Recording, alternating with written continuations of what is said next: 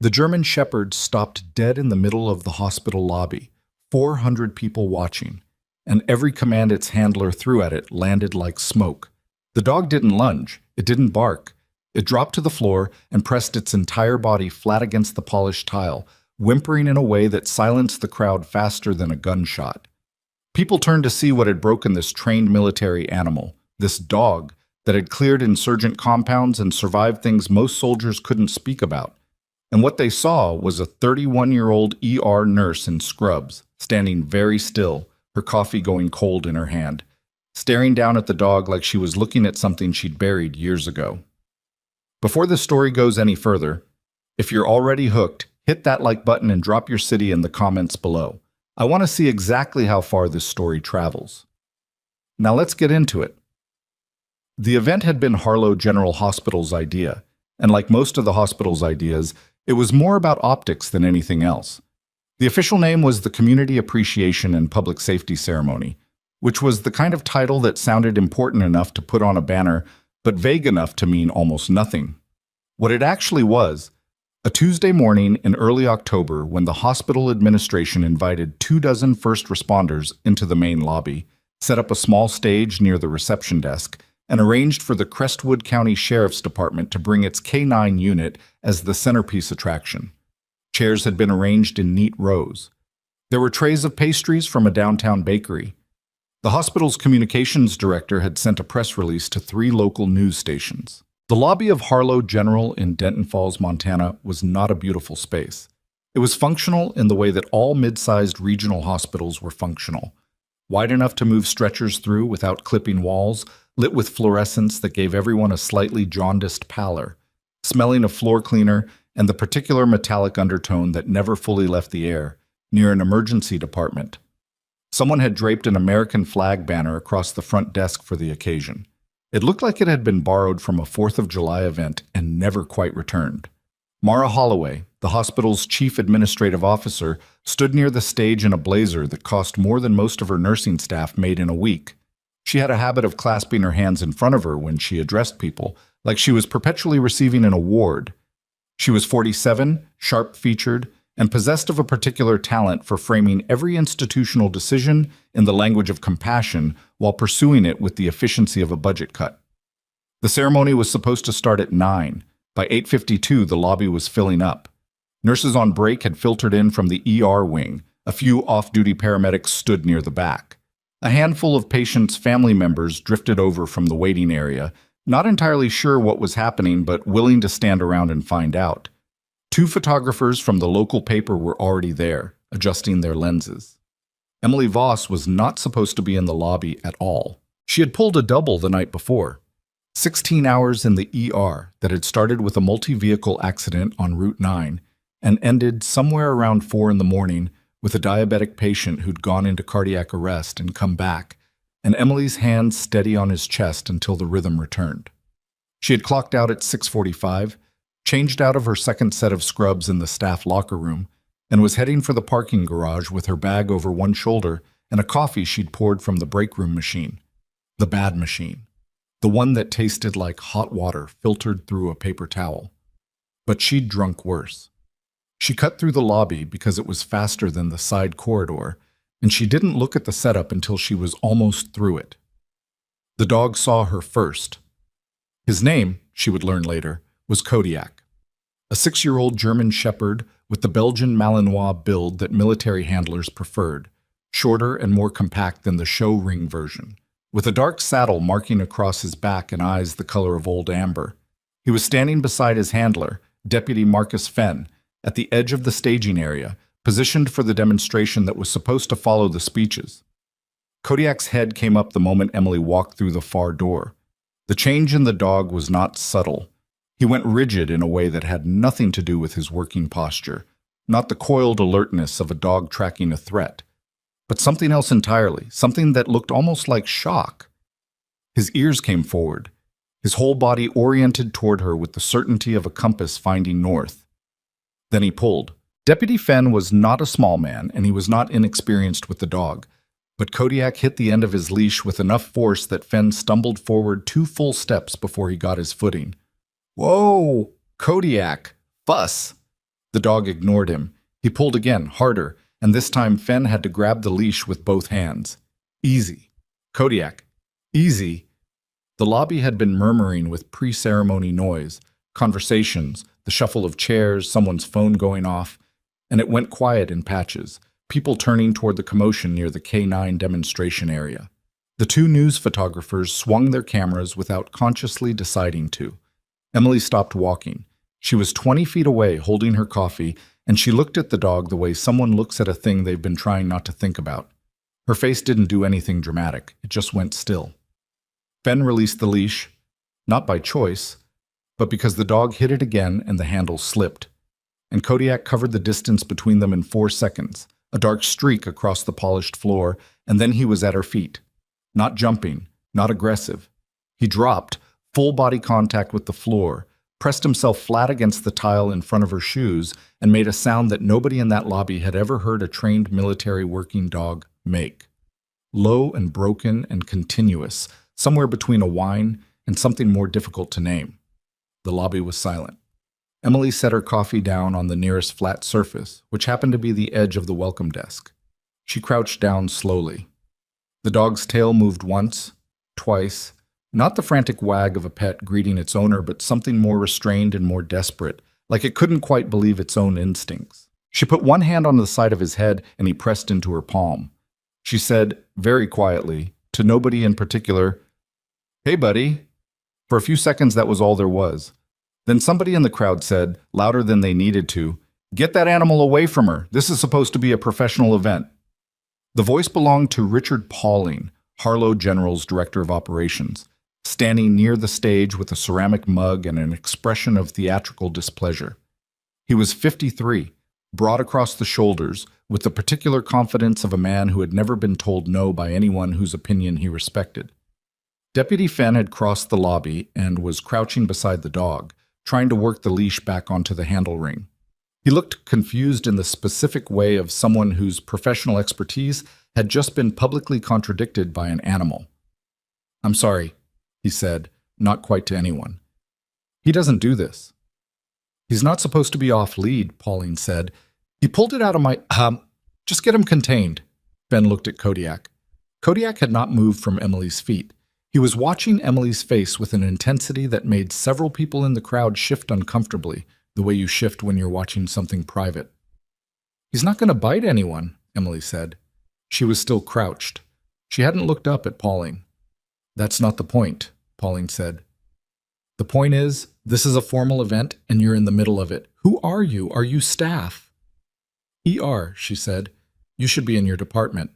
"I'm off shift." "Then you should be leaving." He said it the way people say things when they want the words to land, spacing them out, not standing in the middle of the lobby causing a disruption. Emily looked up at him then. There was nothing hostile in her expression and nothing apologetic. It was the look of someone who had been spoken to in much worse ways, in much worse places, and had simply filed it away. She stood. "He came to me," she said. "I don't care.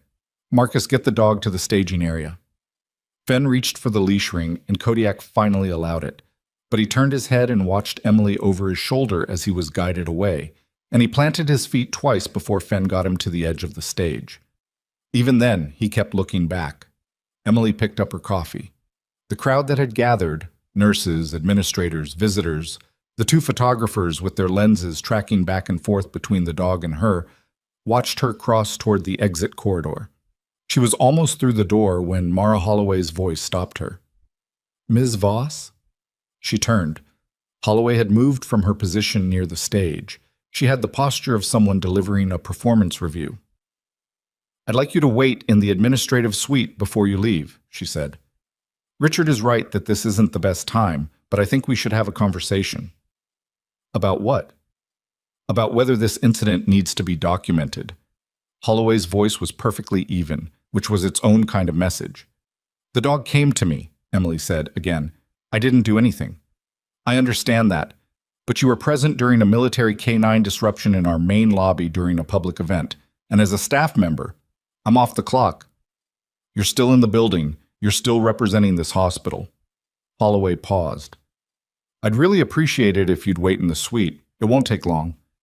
The photographers were still watching. A few of the nurses Emily had worked with for the past 8 months were watching too. Petra Yancey, the charge nurse, with an expression that mixed sympathy with the careful blankness of someone who knew better than to visibly take sides. James Reese, the senior ER tech, who was staring at the floor. A cluster of day shift nurses who had come down for the pastries and were now getting something considerably more interesting. Emily looked at Holloway for a moment. "Sure," she said. She said it the way someone says sure when they mean something more precise and less agreeable. But they've decided this isn't the hill. She turned and walked toward the administrative corridor. Behind her, the ceremony attempted to restart. Fenn brought Kodiak to the staging area. Someone tapped the microphone twice. The sound bounced off the lobby ceiling. Kodiak sat where he was told to sit, but his head turned toward the corridor where Emily had disappeared, and it stayed there. And after a few seconds, he made that sound again. Low, sustained, a frequency that seemed to travel through the floor, and Deputy Fenn crouched beside him and said, quietly enough that only the people nearest to him could hear, "What is it, buddy? What's going on?" The dog didn't answer. Dogs never do. The administrative suite at Harlow General occupied a glassed-in section of the second floor with a direct sightline down to the lobby below. Emily sat in a chair outside Holloway's office and could see through the glass the ceremony continuing. The speeches had started. Someone from the sheriff's department was talking into the microphone. The crowd had mostly reformed, though the energy had shifted. There was a restlessness to it, people glancing toward the corridor occasionally, the way crowds do when something unresolved is still in the air. She didn't have her phone out. She sat with her hands on her knees and watched the lobby and didn't think about anything in particular, which was a skill she'd developed a long time ago in places where thinking about too many things at once got you killed. Holloway's assistant, a young man named Drew, who seemed uncomfortable in the way that all of Holloway's assistants eventually seemed uncomfortable, offered her water twice. She declined both times. The thing about waiting in administrative anterooms, Emily had learned over 8 months at Harlow General, was that it was designed to feel like a consequence before any consequence had been decided. The good chairs were in the offices. The chairs outside the offices had a particular quality of uprightness that made you aware of your own posture. There were framed hospital mission statements on the walls. The lighting was slightly warmer than the clinical fluorescence below, which should have been comforting but wasn't. She had been at Harlow General since February. Before that, she'd done a stint at a trauma center in Billings. And before that, she'd spent 4 months trying to simply not do anything, which had gone about as well as it ever went for people like her. She was good at the job. She was very good at the job, in the unshowy way that the best ER nurses are good, meaning she moved fast and didn't panic and always knew where the nearest crash cart was and had an instinct for the 2 or 3 patients in any given room who were about to go sideways before the monitors confirmed it. Dr. Anita Marsh, the ER attending who worked the most hours and had the least patience for incompetence, had told her 6 weeks in, with the reluctance of someone who didn't give compliments readily, that she was the best trauma nurse the department had. What Harlow General knew about Emily Voss was this: 31 years old, single, no local family, previously worked trauma nursing in Billings, ran in the mornings, was quiet in the break room, and could start an IV on a patient in a moving stretcher without looking at the vein. She owned a truck. She had a single-framed photograph in her locker that she'd put face down one day, and nobody had ever seen what it was. She didn't drink at the staff holiday party. She sometimes sat in her car in the parking garage for 10 or 15 minutes after a hard shift before she actually drove home, which Petra Yancey had noticed once and never mentioned. What Harlow General did not know was everything else. Holloway came out of her office at 9:47. Richard Pauling was behind her, which told Emily everything about the structure of the conversation before it started. "Emily." Holloway used first names the way administrators always did, familiar enough to feel personal, impersonal enough to maintain distance. "Thanks for waiting." "Sure." They went into Holloway's office. Pauling sat to the side, not across the desk, which was a power positioning choice Emily recognized and found mildly interesting. Holloway sat behind the desk. Emily took the chair that was left. "I want to start by saying this isn't disciplinary," Holloway said. "You haven't done anything wrong." Emily waited. But I do want to address this morning's situation because, from the hospital's perspective, it put us in an awkward position. With the military ceremony, Emily said, with the military ceremony, with the press that was there, with our community partners from the sheriff's department. Holloway folded her hands on the desk. The K-9 unit is a significant community relationship for us. Deputy Fenn and his department have been wonderful partners. And when something disrupts a public event... The dog pulled away from his handler, Emily said. That's not something I caused. I understand that. I'm not saying you caused it. Holloway paused. I'm asking whether you know why it happened. The room was quiet for a moment. No, Emily said. The word was true and not true, in the way that words sometimes were. She recognized the dog. She hadn't recognized him immediately. Not the way you recognize a face, because dogs change over years, and this one was older and thicker through the chest than she remembered. But the moment he dropped to the floor in front of her, some part of her had known. The way he'd pressed into her hand, the particular angle of his ears.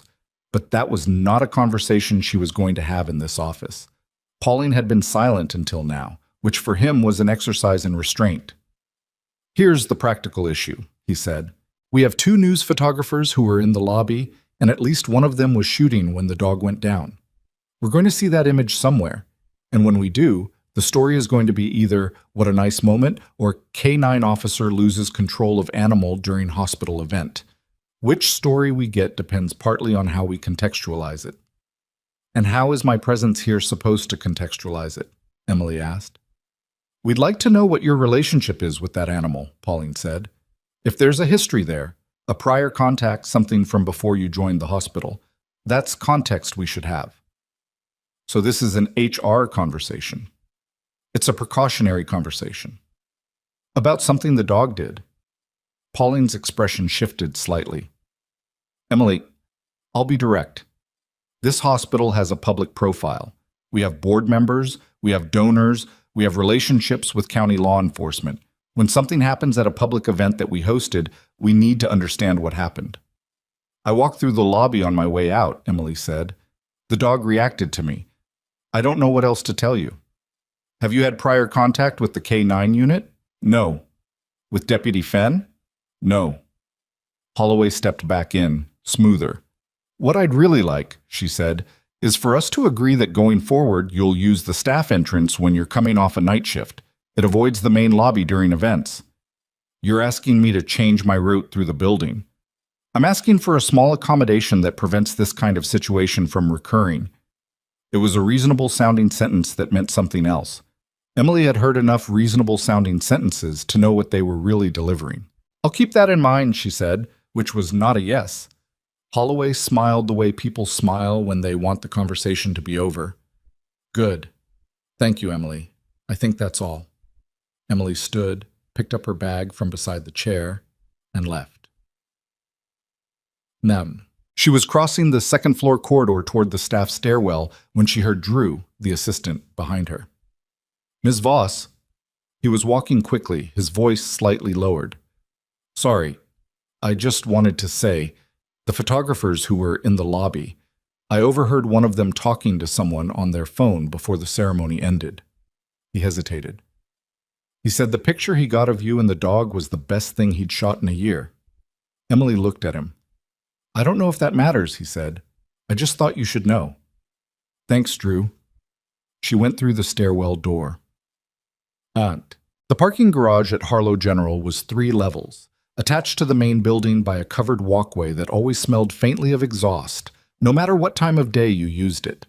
Emily's truck was on the 2nd level, a dark green Ram that she'd bought used and kept running herself when she could.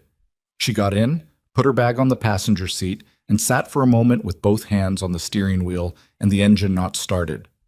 She thought about Kodiak.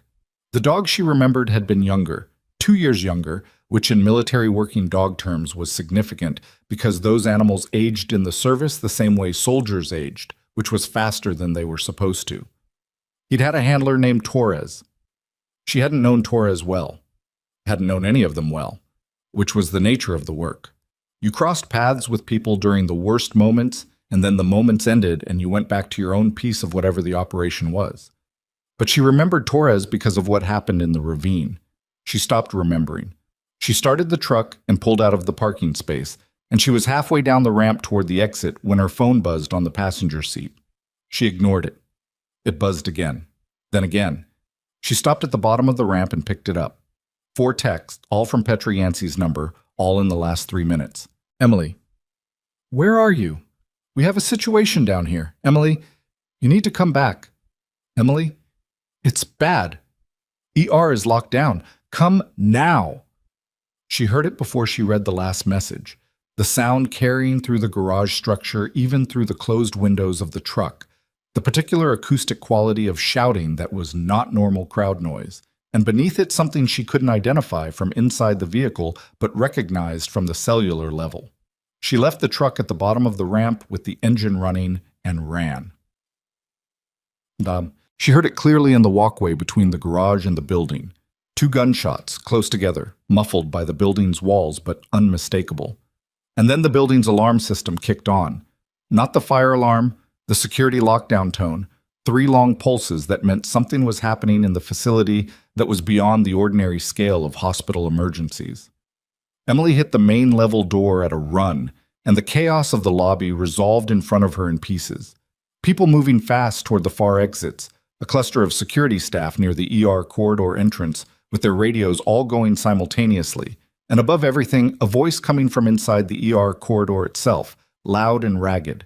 A voice that was making demands in the particular cadence of someone who didn't have much left to lose. She processed the scene in approximately 2 seconds. Armed subject, ER corridor, patients inside, staff down or contained, security at the perimeter and not entering. She turned to the nearest security officer, Bowasi, a heavy-set man named Bowers, who she knew from 8 months of working the same building, and grabbed his arm. "What's the count?" she said.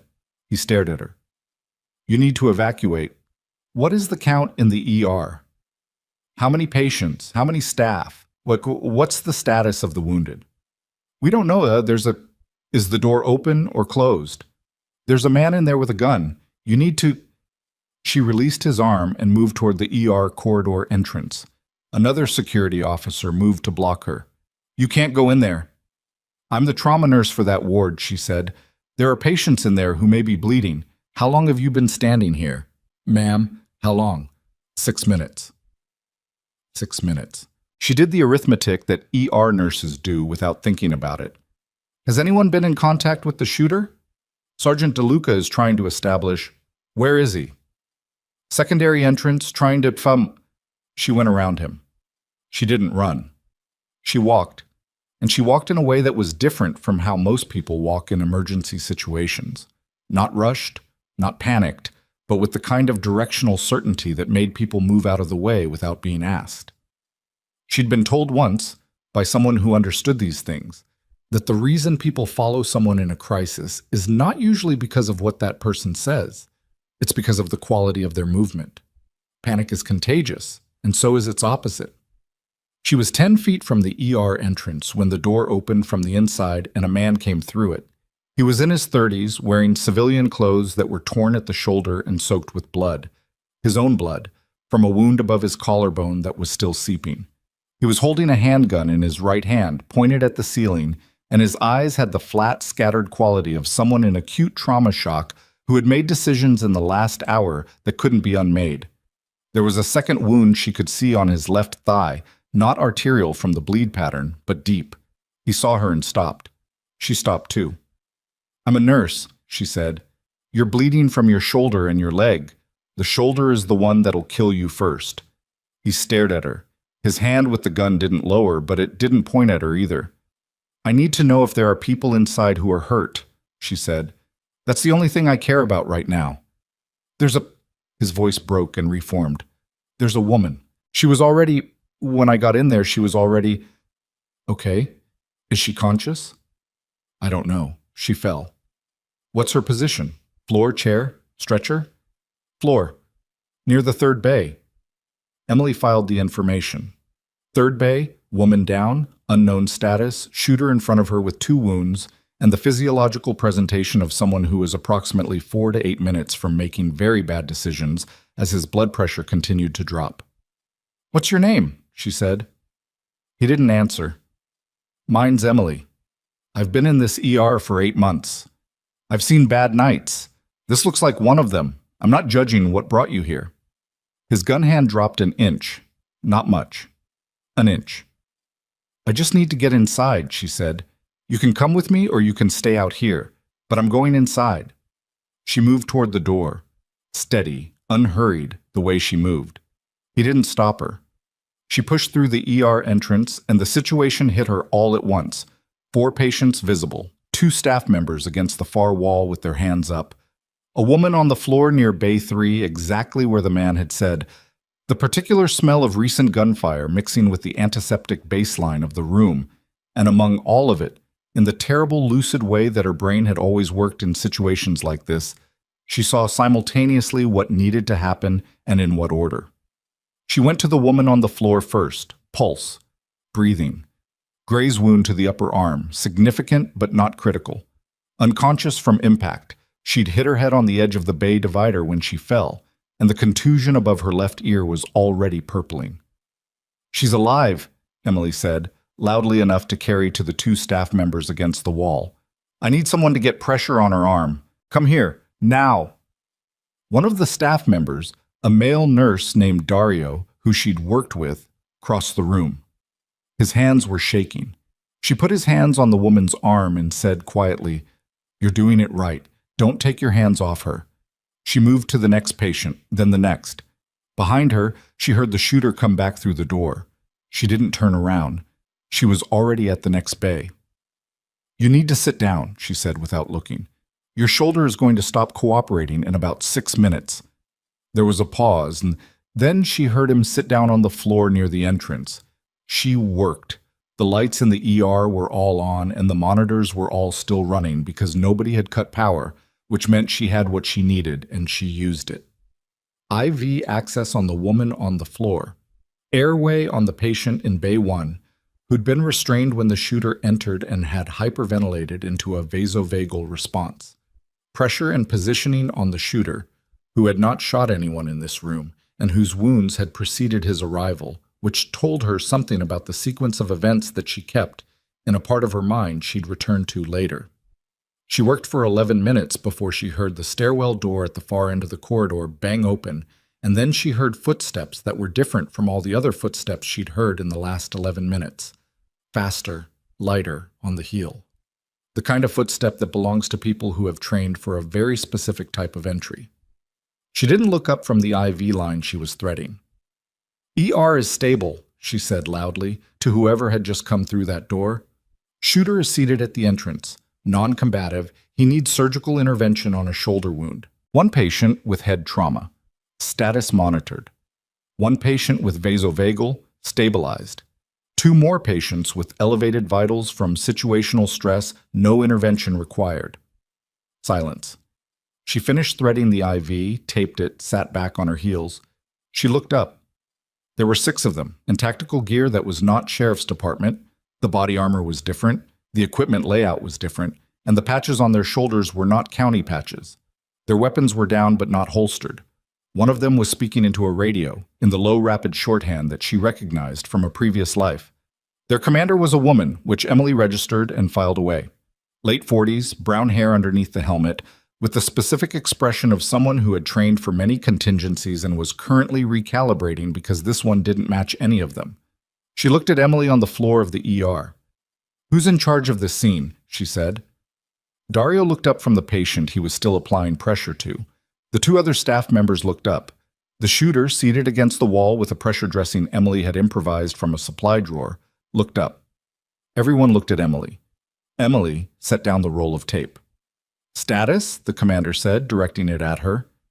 1 critical, stable, Emily said. 1 moderate, ambulatory. 1 high risk from blood loss needs OR within the next 20 minutes or the shoulder becomes a different kind of problem. 4 staff accounted for, none wounded. All civilian patients unharmed. The commander looked at her for a moment that lasted slightly longer than professional assessment required. "Who are you?" she said. Emily stood up. Her scrubs had blood on them. Other people's blood, the kind she'd been accumulating since 6:30 the previous evening. "Emily Voss," she said. I'm the ER nurse. Something shifted in the commander's expression that Emily couldn't fully read. Not confusion, not skepticism, but closer to the particular quality of recognition that precedes a much larger conversation.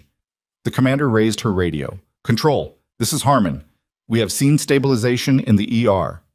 A pause. Get me access to the DoD verification portal. I need a name run. Another pause. Voss, V-O-S-S, Emily. She lowered the radio and looked at Emily again. There was something in her face now that hadn't been there before. And through the ER's interior windows, through the glass that looked out into the main hospital corridor, Emily could see something else. The lobby below, visible from this angle through the corridor's connecting passage. The ceremony that had been disrupted and partially resumed and was now disrupted again. And in the lobby, held at the entrance to the corridor by one of the other tactical officers, Kodiak. The German shepherd had his eyes fixed on the ER windows, on Emily through the glass. He was not straining at the leash anymore. He was perfectly still, watching her, in the way that only happens when an animal has finally confirmed something it has been waiting a very long time to confirm. Commander Harmon said something else into the radio, her voice dropping below Emily's ability to hear it from across the room. Emily turned back to her patients. The IV was running correctly. Dario was doing what she'd shown him. The man at the entrance had stopped shaking. She heard the commander say to someone behind her, "Hold the administrative staff, all of them. Nobody leaves this building until I've reviewed the verification." Emily didn't turn around. She checked the dressing on the woman's arm. She noted the time, because in emergency medicine you always noted the time. And she thought about Torres, about the ravine, about what had happened there and what she'd done, and why she'd never told anyone she'd done it, and why she had driven out of Billings in February with 2 bags and a framed photograph she kept face down in her locker, and why she had thought, genuinely thought, that here, in a mid-sized regional hospital in Denton Falls, Montana, she might simply be a nurse for a while. She heard boots on the corridor floor, more of them, coming from the direction of the lobby. The boots belonged to 4 more of them, and they moved through the ER corridor with the practiced efficiency of people who had cleared rooms in buildings that were considerably less well lit than this one. Commander Harmon directed them without raising her voice. One went to the entrance where the shooter was sitting, 2 positioned at the corridor access points. The 4th crossed to Emily and stood 2 feet to her left, not blocking her, not touching her, but present in the way that made the geometry of the room different. Emily finished checking the dressing on the woman's arm. Her blood pressure was coming up. The contusion above her ear was swelling, but the pupil response was even, which meant no intracranial bleed from the impact, probably. That was the best she could say with what she had. "She needs imaging," Emily said to Dario. "The moment this room clears, CT, don't let anyone tell you it can wait." "Got it." His hands had mostly stopped shaking. "You did good," she said. She meant it. Harmon appeared at her shoulder. "We need to move to a secondary location for the verification process. I'm not leaving my patients. Your patients are stable. You said so yourself." Stable and stable without intervention are different things. Harmon looked at her for a moment. "Becker," she said to one of the tactical officers near the door. "Medical background?" "Combat medic," the officer said. "Stay with the patients. Work with the nurse on site." She turned back to Emily. "That's the best I can do." Emily looked at Dario. He nodded, barely. "I've got it," the nod said, and she believed him, which was the only reason she straightened up and followed Harmon toward the corridor.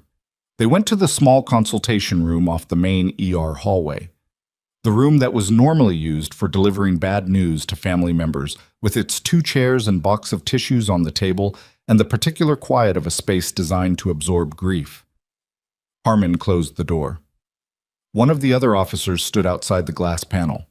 Harmon's radio went twice. She responded to both with clipped acknowledgement and then set it on the table. "The name came back," she said. Emily said nothing. "You want to tell me why you've been working in ER in Montana for 8 months under a partial identity?" "Voss is my mother's name," Emily said. "I'm allowed to use it." "You are," Harmon said. "People generally do it when they don't want to be found." "Is that a question?" Harmon sat. She had the body language of someone who was recalibrating in real time. Not thrown, but adjusting the framework she'd walked in with. My name is Major Delia Harmon, Special Operations Support Command. We were already in Denton Falls this morning. Different operation, unrelated. When the K9 unit flagged your presence, the dog triggered a military alert, Emily said. Kodiak is a certified PTSD service animal for combat veterans, secondary classification. He's also trained for identification protocols. When he broke formation this morning, it triggered an automatic notification to our regional command. Harmon paused. He's keyed to a specific scent profile. 1 of 12. The list is classified. All 12 belong to personnel who received field commendations under sealed records. Emily looked at the table. The system flagged a potential match. We ran the name. The full record came back 11 minutes ago. Harmon's voice changed slightly. Not softer exactly, but with less of the professional evenness and more of the quality of a person talking to another person. Captain Emily Voss Carter, formerly Captain Emily Carter, Combat Nursing Corps, 3rd Surgical Battalion. 2 tours overseas. 17 documented field saves under direct fire. 1 classified action in an Eastern Engagement Zone, 2019, involving a wounded military working dog and his handler. The room was quiet. The handler's name was Corporal Diego Torres, Harmon said. Torres is currently a staff sergeant at Fort Moro. He requested a copy of your service record 14 months ago. He wanted to reach out. The record was still sealed. She paused.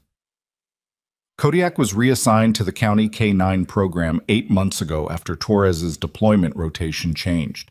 Torres asked that he be placed somewhere close to where he thought you might be. Emily looked up. Torres didn't know where you were, Harmon said. He just knew Montana. He asked us to place Kodiak in a Montana County program. She met Emily's eyes. He thought if the dog was close enough, he'd find you himself. The silence that followed was not comfortable, but it was honest. Emily became aware that her jaw had been clenched for some time. She unclenched it. The Torres action is still sealed, she said. Yes. Then we don't need to discuss it. No, Harmon agreed. We don't. A beat. What we do need to discuss, Harmon said, is this hospital. What happened in the next 40 minutes came to Emily in the disjointed way that high-velocity situations always did. Not as a linear sequence, but as a series of images and sounds that her brain would later arrange into order, the way you sort laundry after a long trip, by feel. Harmon had 2 phone calls in rapid succession, both brief. The second one changed her posture in a way Emily noticed. Pauline was in the hallway outside the consultation room when they emerged, not by accident. He had positioned himself there with the particular body language of a man who had decided this was still his building and intended to demonstrate that fact. He was holding his phone, which meant he'd been on calls of his own. I'd like to understand what federal jurisdiction is being claimed here, he said, directing it at Harmon and ignoring Emily. Sir, this is a private medical facility. Whatever your operational reason for being here, the situation in the ER has been resolved. And I'd appreciate knowing when your personnel are going to clear the department so we can return to normal operations. Harmon looked at him with the specific patience of someone who is choosing not to say several things. Mr. Pauling, we have an active scene documentation process underway. Your ER will be cleared as quickly as possible. The press is still in the building, Pauling said. The photographers from this morning. I need to know what happened in my ER before they get a version of it from someone else. I understand. Do you? He stepped slightly forward, not physically imposing exactly. Harmon was in tactical gear and outweighed him in the ways that mattered. But he had the conviction of a man who had never been in a room where his seniority didn't count for something. Because, from where I stand, a staff member disrupted a public event, refused to comply with reasonable administrative requests, and then inserted herself into a volatile situation in my emergency department without authorization. Emily had been standing slightly behind and to the left of Harmon. She saw the moment this registered, the moment Pauline's framing of the morning landed in the space between them. Harmon turned to look at Emily briefly, then back to Pauline. Without authorization, Harmon said. She was told to leave the building, Pauline said. She had been asked to wait in administrative, and instead she... She stabilized a multi-patient emergency with one trained staff member and no security support for 11 minutes before my team arrived, Harmon said. Her voice hadn't changed volume. It had changed something else. The shooter is in custody. All patients are intact. Your ER is functional. A pause. Authorization isn't the word I'd use. Pauline's jaw moved. I'll need a full accounting of the administrative actions taken this morning, Harmon continued, including any directives given to staff members prior to the security event. That's standard process for an incident of this type. That's internal HR matter. It's become a federal incident documentation matter. Harmon's radio went. She answered it, listened, said 2 words, and clipped it back. She looked at Pauline. If you'll excuse me. She walked. The tactical officer who'd been outside the consultation room fell in beside her. Pauline stood in the hallway with his phone in his hand and a look on his face that Emily had seen on people before. The particular expression of someone who has just understood that the ground has shifted and hasn't yet decided how to react to that. He turned to Emily. This isn't over, he said. She looked at him. I know, she said. It really isn't. She walked back toward the ER. Iman. The next hour was work, which was what she knew how to do. Becker, the combat medic who Harmon had left with the patients, turned out to be competent in the clipped, no-excess way of someone who'd learned medicine in conditions where the margin for error was measured in seconds rather than minutes. He and Emily didn't talk much. They didn't need to. The patient with the head trauma got her CT order written and was moved to imaging. The shooter, whose name Emily learned from the police officer who came to formally take custody, was Raymond Galt, 34 years old, 2 prior assault charges, and an outstanding warrant from a neighboring county, was stabilized for transport to a surgical facility. The wound above his collarbone had nicked a vessel in a way that would have become a problem in another 20 minutes without intervention. Emily had known that when she'd applied the improvised pressure dressing. She had done it anyway, because that was the work. Dario found her in the supply room at 11:43, refilling the tray she'd depleted. The news cameras are outside, he said. 3 of them now. I know. Petra's been trying to reach you. She said administration called an emergency department head meeting. When?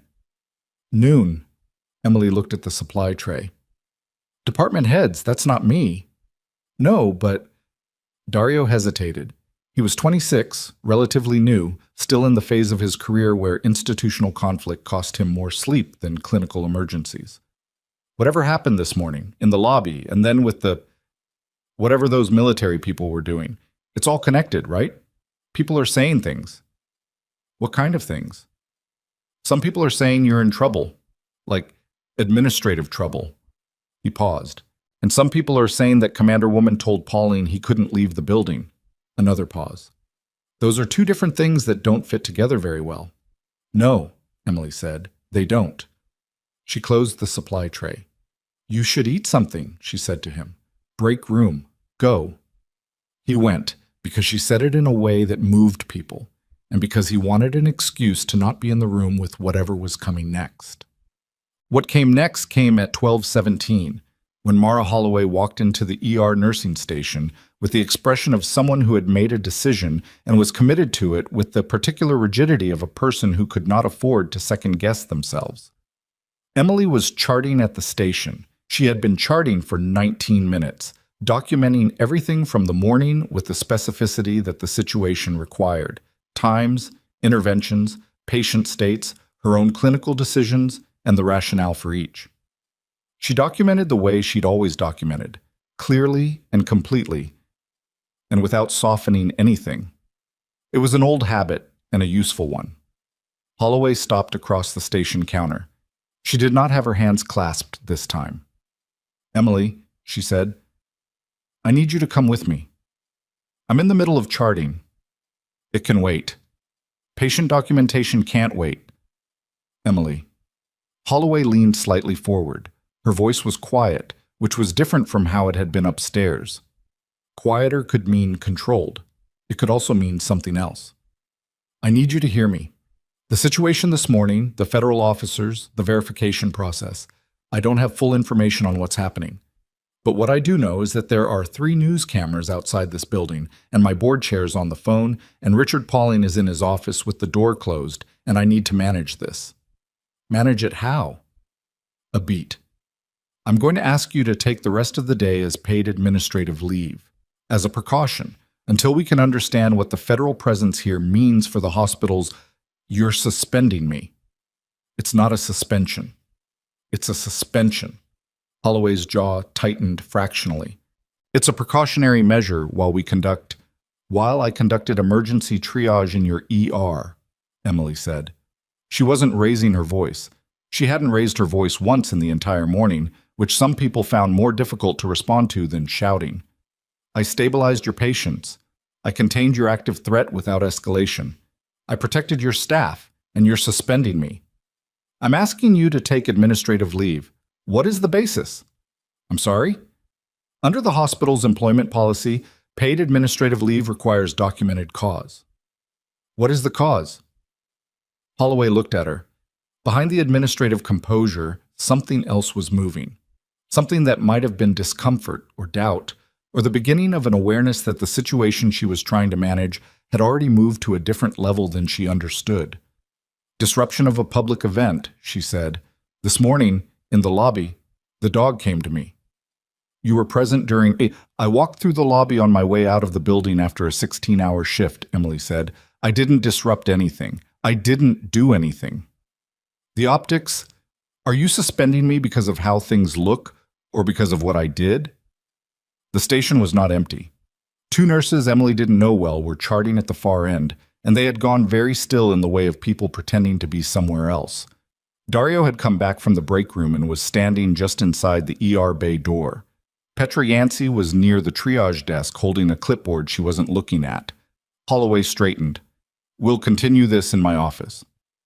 I'm finishing my documentation, Emily said. When I'm done, I'll come up, but I'm finishing my documentation. It was not a large act of defiance. It was barely a delay, but Holloway's expression registered it the way you register a change in wind direction. Small, physical, telling. She left. Emily turned back to the screen. She became aware, at the edge of her peripheral vision, that Petra had walked to the far end of the station and positioned herself there, not directly beside Emily, but near enough to signal something. Solidarity, maybe. Or just witness. In hospitals, sometimes those were the same thing. She typed for 4 more minutes and submitted the documentation. Then she stood up and walked toward the elevator. She was in the elevator when her phone went. Not a text. A call, from a number she didn't recognize. Montana area code, but not a number she had saved. She stared at it for the 4 seconds of the elevator ride. She answered. Emily? The voice was male, slightly rough, with the particular cadence of someone who had spent enough years around military communication that it had permanently restructured how they spoke, clipped without being cold, direct without being abrupt. She knew the voice. She knew it immediately, in the way you know a voice you heard in a situation your body never fully forgot. Torres, she said. Yeah. A pause. I know this is not... I know you didn't want... He stopped, started again. Kodiak's here, at the building. He won't stop looking at the door. I drove up from Billings when I heard the alert go out, and I had to see. I'm sorry. Don't be, she said, and she meant it, which surprised her slightly. Are you okay? The elevator opened on the 2nd floor. She stepped out into the administrative corridor. I'm about to get suspended, she said. A beat of silence. No, Torres said. You're not. That's not really up to Emily. His voice had shifted.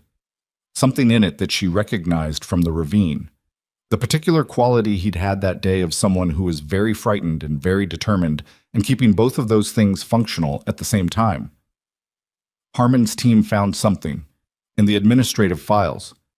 Whatever they were doing in the building for the scene documentation, they pulled it broad. She stopped walking. What did they find? She said. Torres didn't answer immediately. When he did, his voice was careful. I think you should hear it from Harmon. Torres. It's about why they were pushing you out this morning, he said. Before the shooting. It's not just about the ceremony and the dog. There's something in the admin files that connects to a complaint they didn't want visible. The administrative suite door was 10 feet in front of her. A complaint about what? About a patient, Torres said. A patient who died in this ER 3 months ago. And about what the documentation says happened. And what one of the nurses says actually happened. Emily stood in the hallway outside the administrative suite door.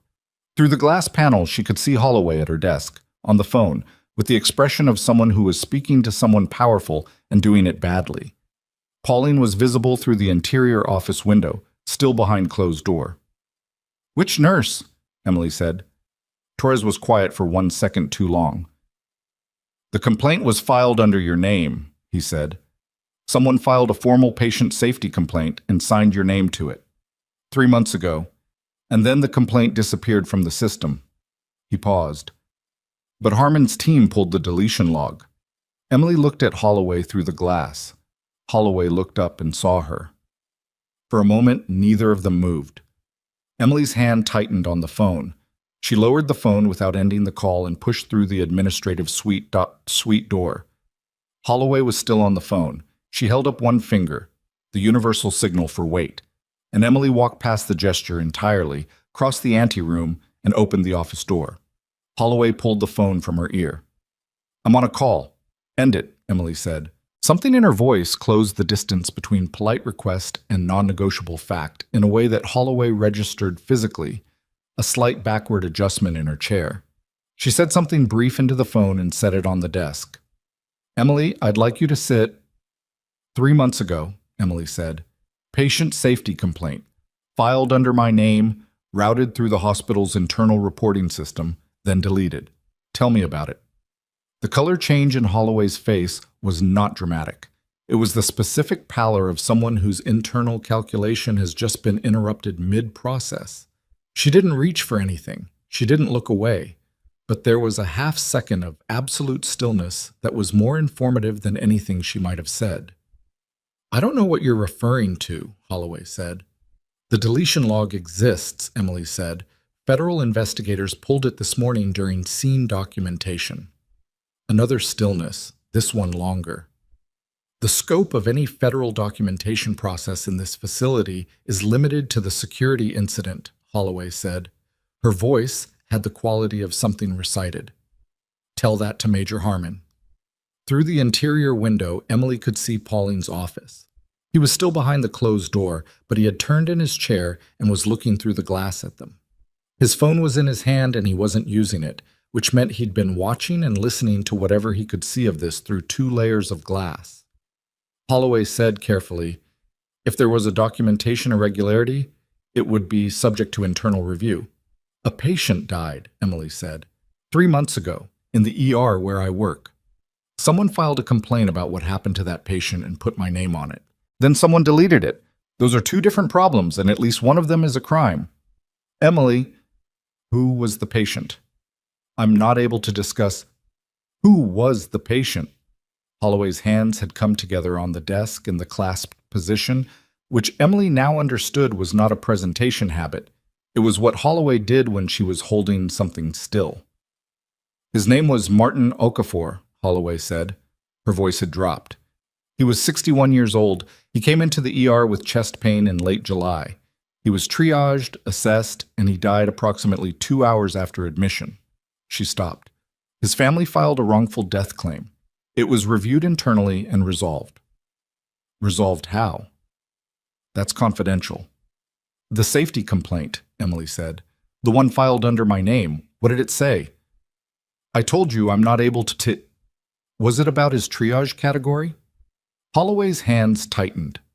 "Someone in your ER gave Martin Okafor a lower triage priority than his presentation warranted," Emily said. It wasn't a guess. It was the conclusion of a sequence of facts she was assembling as she spoke, the way she assembled clinical pictures from fragments. This detail connects to this one, which predicts this outcome. He should have been in a critical bay. He went to general. He waited. And then he died. And someone filed a complaint about the triage decision, and someone else deleted it, and the family's claim was settled quietly enough that it never became a public record. Holloway said nothing. And then I started working here, Emily said, in February, 8 months after Martin Okafor died. And at some point, someone realized that I might have access to the same ER records that would tell the same story that complaint told. And this morning, when the situation with the dog gave you a pretext, you moved to get me out of the building before I could... She stopped herself. Before I could what? I didn't even know this existed until 11 minutes ago. I think, Holloway said with great care, that you should speak to our legal department before continuing this conversation. I think, Emily said, that's the first accurate thing you've said to me today. She turned and walked out of the office. Torres was still on the phone when she got back to the hallway. She raised it to her ear. I'm here, she said. Harmon wants to meet. Outside the building, staff lot, south side. She says 10 minutes. Tell her 5. She was moving before she finished the sentence, taking the stairs instead of the elevator because the stairs were faster, and because she needed the physical transition, the descent, the push through the door, the cold October air off the Montana foothills, hitting her face like a correction. The south staff lot was half empty at this hour, the day shift cars clustered near the entrance, a row of ambulances backed against the facility wall. Harmon was standing between 2 unmarked vehicles, out of the sight line of the news cameras positioned at the main entrance. Torres was beside her. He was in civilian clothes, dark jacket, jeans, and he was taller than Emily remembered. Or maybe she'd just remembered him at a different angle, in different light, in a ravine with a dog bleeding out between them and incoming fire from the ridge above. He looked at her when she came through the lot door. She looked at him. There were things between them that could not be addressed in a parking lot with a federal officer present and 3 news cameras on the other side of the building, so neither of them tried. Torres said, Emily, in a voice that was trying to carry more than one thing at once, and she said, Diego.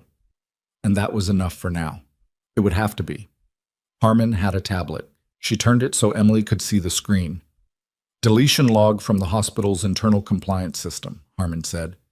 The original complaint was filed July 29th this year, under your employee ID and your digital signature. The complaint documented a triage irregularity involving a patient named Martin Okafor. Specifically, that his initial presentation was recategorized from ESY Level 2 to ESS Level 3 upon instruction from a supervising administrator, overriding the triage nurse's original assessment. Emily looked at the screen. ESSI. Level 2 meant emergent. The patient required rapid intervention. ESI Level 3 meant urgent but stable enough to wait. The difference, in a busy ER, could be measured in hours. I didn't file this complaint, Emily said. We know. You were in Billings on July 29th. We have parking records from the Billings Trauma Center that place you there until 6:45 p.m. Harmon scrolled the tablet.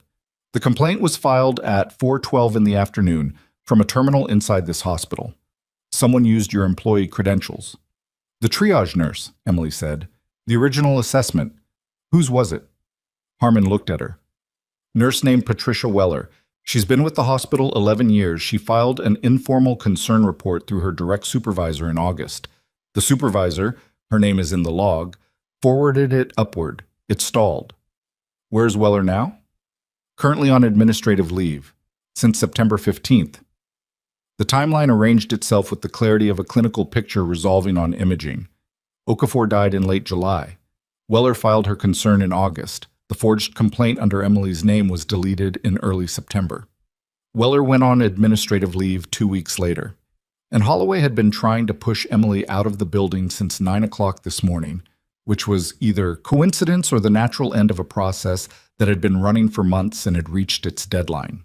What was the triage recategorization call? Emily said. Who made it?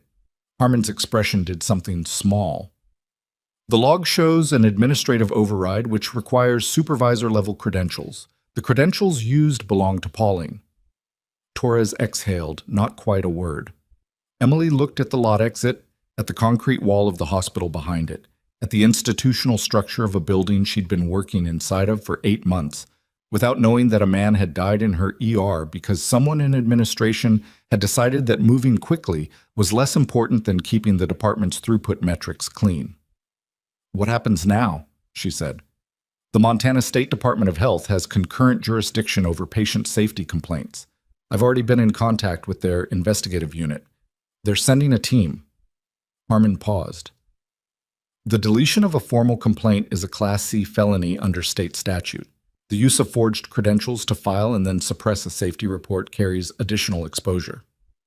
Another pause. We are also talking to the state medical board about the clinical implications of the triage override. Weller, Emily said, she needs to be brought back in. That's for the state investigators. She filed the concern. She got put on leave for it. She's the one with the direct clinical knowledge of what happened to Okafor. Emily, get her on the phone, Emily said. It came out with more force than she intended, and she was aware of that, and she didn't modulate it. She's been sitting at home for 6 weeks watching the complaint she tried to make disappear from the system. She deserves to know it's been recovered. Harmon looked at her for a moment.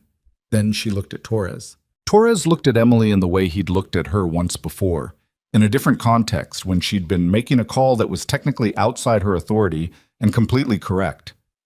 Harmon made the call. They stood in the lot while the call happened. Harmon stepped away to give the conversation some privacy, which left Emily and Torres at the edge of the lot with the October cold coming through the gaps in their jackets and 11 years of unfinished business between them. The dog, Emily said. It was not the first thing she'd meant to say, but it was the one that came out. He's been good, Torres said. He's better than he was. It took about a year. He paused. When I heard he flagged someone, when the alert came in this morning, I was in Billings.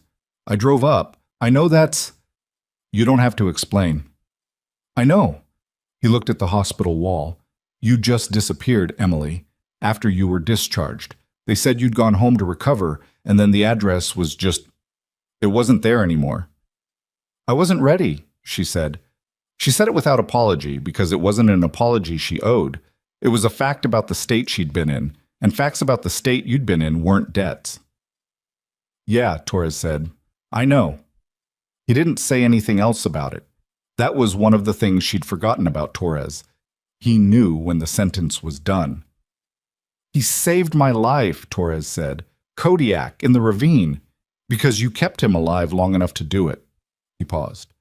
I told him that. I don't know if that's a crazy thing to say. It's not crazy, she said. Harmon came back across the lot. Weller's been contacted. She'll come in. Her face had shifted, not dramatically, but in the way faces shift when a phone call confirms something you suspected and hoped for simultaneously. She has documentation, physical copies she made before the system deletion. She's been holding them. Emily closed her eyes for approximately 1 second. 11 years in a hospital. Patricia Weller had watched a man die, had filed a concern, had watched it disappear, had gotten put on leave, and had spent 6 weeks sitting at home with physical copies of everything in a folder, waiting, not because she knew anyone would come, but because she wasn't willing to let it be nothing. That was the kind of person who made hospitals work. Not the administrators, not the compliance systems or the mission statements on the walls. People like Weller who printed things out and kept them. There's something else, Harmon said. She was looking at Emily with the specific expression of someone who is about to add a weight to something that is already heavy. When we ran your full record this morning, your sealed commendation was included in the verification pool. It's no longer sealed. Emily opened her eyes. The classification on the Torres action was reviewed and lifted in September, Harmon said. Routine review cycle. I don't know if anyone planned to notify you. Possibly not. She paused. Which means your full service record is now accessible through standard military personnel files, including the commendation, including the citation. What's in the citation? Torres said. He was looking at Harmon, not Emily. That's Emily's record, Harmon said. It's also in the part that involves me, Torres said. I'd like to know what it says. Harmon looked at Emily. Emily looked at the hospital wall. The October sky above it was the particular gray of high-altitude cloud cover, not threatening rain, but not letting through any light either. She'd been in Montana long enough to know that this kind of sky could hold for days. It says what happened, Emily said. In the ravine, what I did, what the dog did, what you did. She stopped. It says Torres sustained injuries requiring evacuation, and that the K9 sustained injuries requiring emergency surgical intervention, and that the treating combat nurse, Captain Emily Carter, sustained shrapnel wounds to the left side and lower back, while maintaining care of both patients under sustained fire, and that she refused evacuation until both patients were stable for extraction. She stopped again. And that she then walked out of the ravine with a piece of metal in her L3 vertebra that nobody found for 6 weeks. The lot was quiet. 6 weeks, Torres said. I thought it was muscle damage, she said, from the fall. He looked at her with an expression she didn't want to examine too closely. The citation recommends the Army Commendation Medal with Valor device, Harmon said. Her voice was not ceremonial, it was just factual, which was the right way to say it. The review board's recommendation is that the award be formally presented. That's the conversation our commanding general would like to have with you. She paused.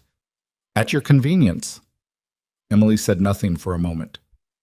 Let's deal with the hospital first, she said, upset. Patricia Weller arrived at 12:58 in a 10-year-old Subaru that needed new brake pads. Emily could hear them from across the lot.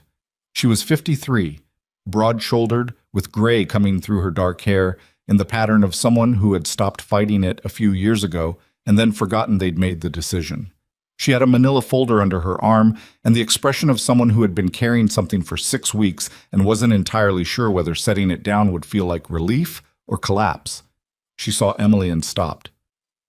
You're Voss, she said. Yes. I didn't know who you were, Weller said. When it happened. I didn't know you. I used your name because you just started and you weren't there that night. I thought if I used a name that wasn't connected to the department leadership, I thought they wouldn't trace it as fast. She stopped. I know that was wrong. You were trying to make the complaint stick, Emily said. I was trying to make it matter. Her voice cracked, just slightly, at the edge of the word matter, and then she put it back together. He was 61 years old. He came in with chest pain and diaphoresis and a blood pressure of 160/110, and the triage nurse, me, categorized him correctly, ESI2. He should have been in a critical bay in under 10 minutes. She looked at the folder in her hands. Pauline came through the ER at 2:15 in the afternoon. He does these walkthroughs, always has. He looked at the board and he said we had too many level 2s and that we needed to manage our acuity numbers because we were under review from the insurance consortium for high-cost resource utilization. The cold in the lot seemed to get specific. He changed Martin Okafor's category himself, Weller said, from the charge nurse station, using his administrative credentials. He changed it and then he left. And Martin Okafor waited in the general area for 2 hours and 19 minutes, and then he went into full cardiac arrest, and we coded him for 40 minutes, and he didn't come back. She stopped. I was there for all of it. I held his hand when he came in. I changed his blanket once while he was waiting because it had slipped. I thought he was okay. I thought he was monitored. Her voice had gone flat in the way that voices go flat when they are covering something that hasn't finished hurting. He wasn't monitored because he was a level 3, and level 3s are waiting room patients. Nobody said anything for a moment. You kept the copies, Harmon said. Not accusatory, almost careful. I printed everything the same night, before I filed anything, because I knew. Weller looked at the folder. I've worked here 11 years. I knew. She handed the folder to Harmon. Harmon opened it. She reviewed the first 3 pages in the way of someone who already knows the shape of what they're looking at and is confirming specific data points. She passed 2 pages to the officer beside her, who photographed them. Patricia, Emily said. Weller looked up. You're going to need to give a formal statement to the state investigators. I know. It's going to be uncomfortable. They'll push back on the credential use. I know. And Pauline has resources. He'll have lawyers who will... I know all of that, Weller said. She wasn't impatient. She was just done being prepared for what she already understood. I've been sitting in my house for 6 weeks knowing all of that and not knowing if anyone was ever going to pull that deletion log. She paused. Are they going to pull it? They already have, Emily said. Weller pressed her lips together. It was a small movement, and it contained a great deal. "Okay," she said. "Then I'll give the statement." The State Health Department investigators arrived at 2:14. Two of them in plain clothes, with the particular efficient quietness of people who investigated institutional wrongdoing and had learned to be unremarkable as a professional skill. Harmon met them at the lot entrance and transferred the documentation with the kind of jurisdictional handoff that had its own professional vocabulary. Emily watched it happen from across the lot, and then she went back inside, not through the administrative entrance, through the ER bay door, which required her badge and opened with the specific hydraulic sigh of a door she had used several hundred times in 8 months. The smell of the department was the same as it always was. Antiseptic, underlying metal, the faint industrial sweetness of the floor cleaner used on every surface in hourly rotation. The monitors were going. The bay lights were all on. The morning's crisis had been absorbed into the department's operational baseline the way ER crises always were, because the department did not stop for its own emergencies. Petra Yancey was at the charge desk. She looked up when Emily came in, and her expression did several things in quick sequence: relief, concern, and the particular quality of someone who has been holding the department together by force of professional will while waiting for the variable that changes the equation. "How bad?" Petra said. "Bad for some people," Emily said. "Not for us." Petra absorbed that. She was 44, 20 years in emergency nursing, with the judgment that comes from having assessed thousands of situations fast and accurately. She didn't ask for more detail. She filed what Emily had given her and updated her internal model of the situation and moved on, because that was what good charge nurses did. "Your CT patient," she said. "Subdural bleed is negative. She's got a grade 2 concussion and a fractured wrist they didn't catch until imaging. She's asking for you." Emily nodded. She picked up the chart from the rack. She was halfway to the imaging bay when she heard it, not loud, not acute, the sound of a situation escalating rather than exploding, coming from the direction of the administrative corridor on the far side of the lobby. She came out of the ER into the main lobby and saw Pauling. He was in the lobby, near the reception desk, and he was not alone. He had 2 men in suits with him who had the look of institutional lawyers, the specific expensive quality of people on retainer for exactly this kind of situation. One of them was on a phone. Pauling was talking to one of the state investigators, and the conversation had the body language of something that was not going well for at least one of the parties. And across the lobby, near the main entrance, the news cameras had come inside. 2 of them. The hospital's communications director was trying to intercept them with the futile energy of someone attempting to redirect a river with a single hand. Pauline saw Emily. The lobby was not large. There were maybe 30 people in it, staff, visitors, a few patients in wheelchairs from the transport bay, the investigators, the lawyers, the cameras. The distance between Emily at the ER entrance and Pauline at the reception desk was perhaps 40 feet. He crossed it in 15 seconds. "This ends now," he said. His voice was low and aimed only at her, which was a miscalculation because low voices in tiled lobbies carry differently than their speakers intend. "Whatever you told those investigators, whatever you've given them, this is a hospital, and this is a privacy matter, and you don't have the standing—" "I didn't give them anything," Emily said. "Patricia Weller gave them everything." The name landed. Pauline's jaw reset itself into a different position. Weller is on administratives. Weller's folder has 14 printed pages from the compliance system dated July 30th through August 9th, Emily said. Before the deletion, including the original triage record with your credential override documented in the system log. She kept her voice level.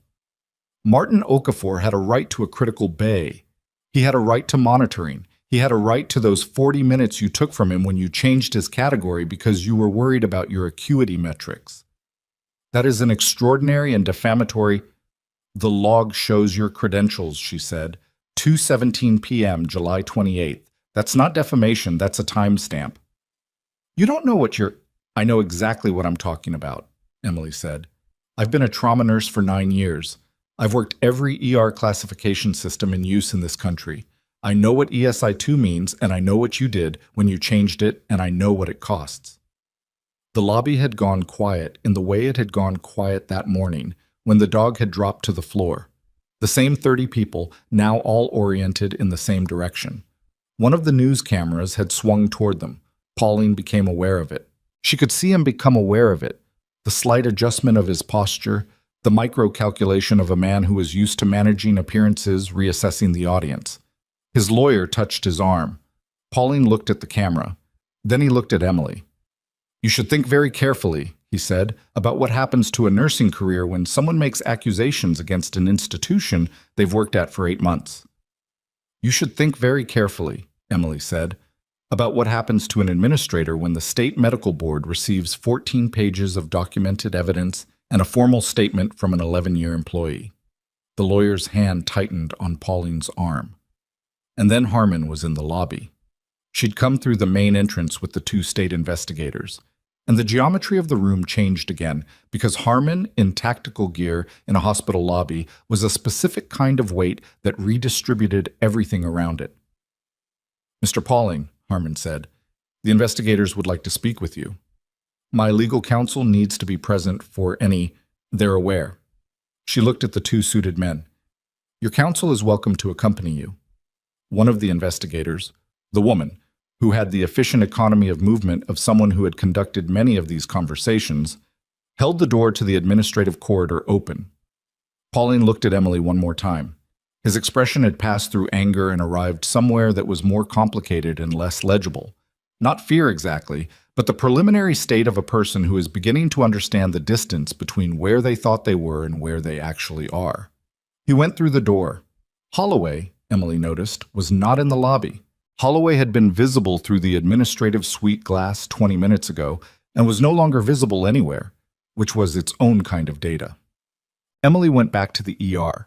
The CT patient, her name was Sandra Briggs, 67, in for a routine outpatient procedure when the morning's events had sent her into the hallway and then to the floor, was in Bay 6, propped up, with the slightly disoriented quality of someone who had concussed lightly and was working to compensate for the cognitive gaps.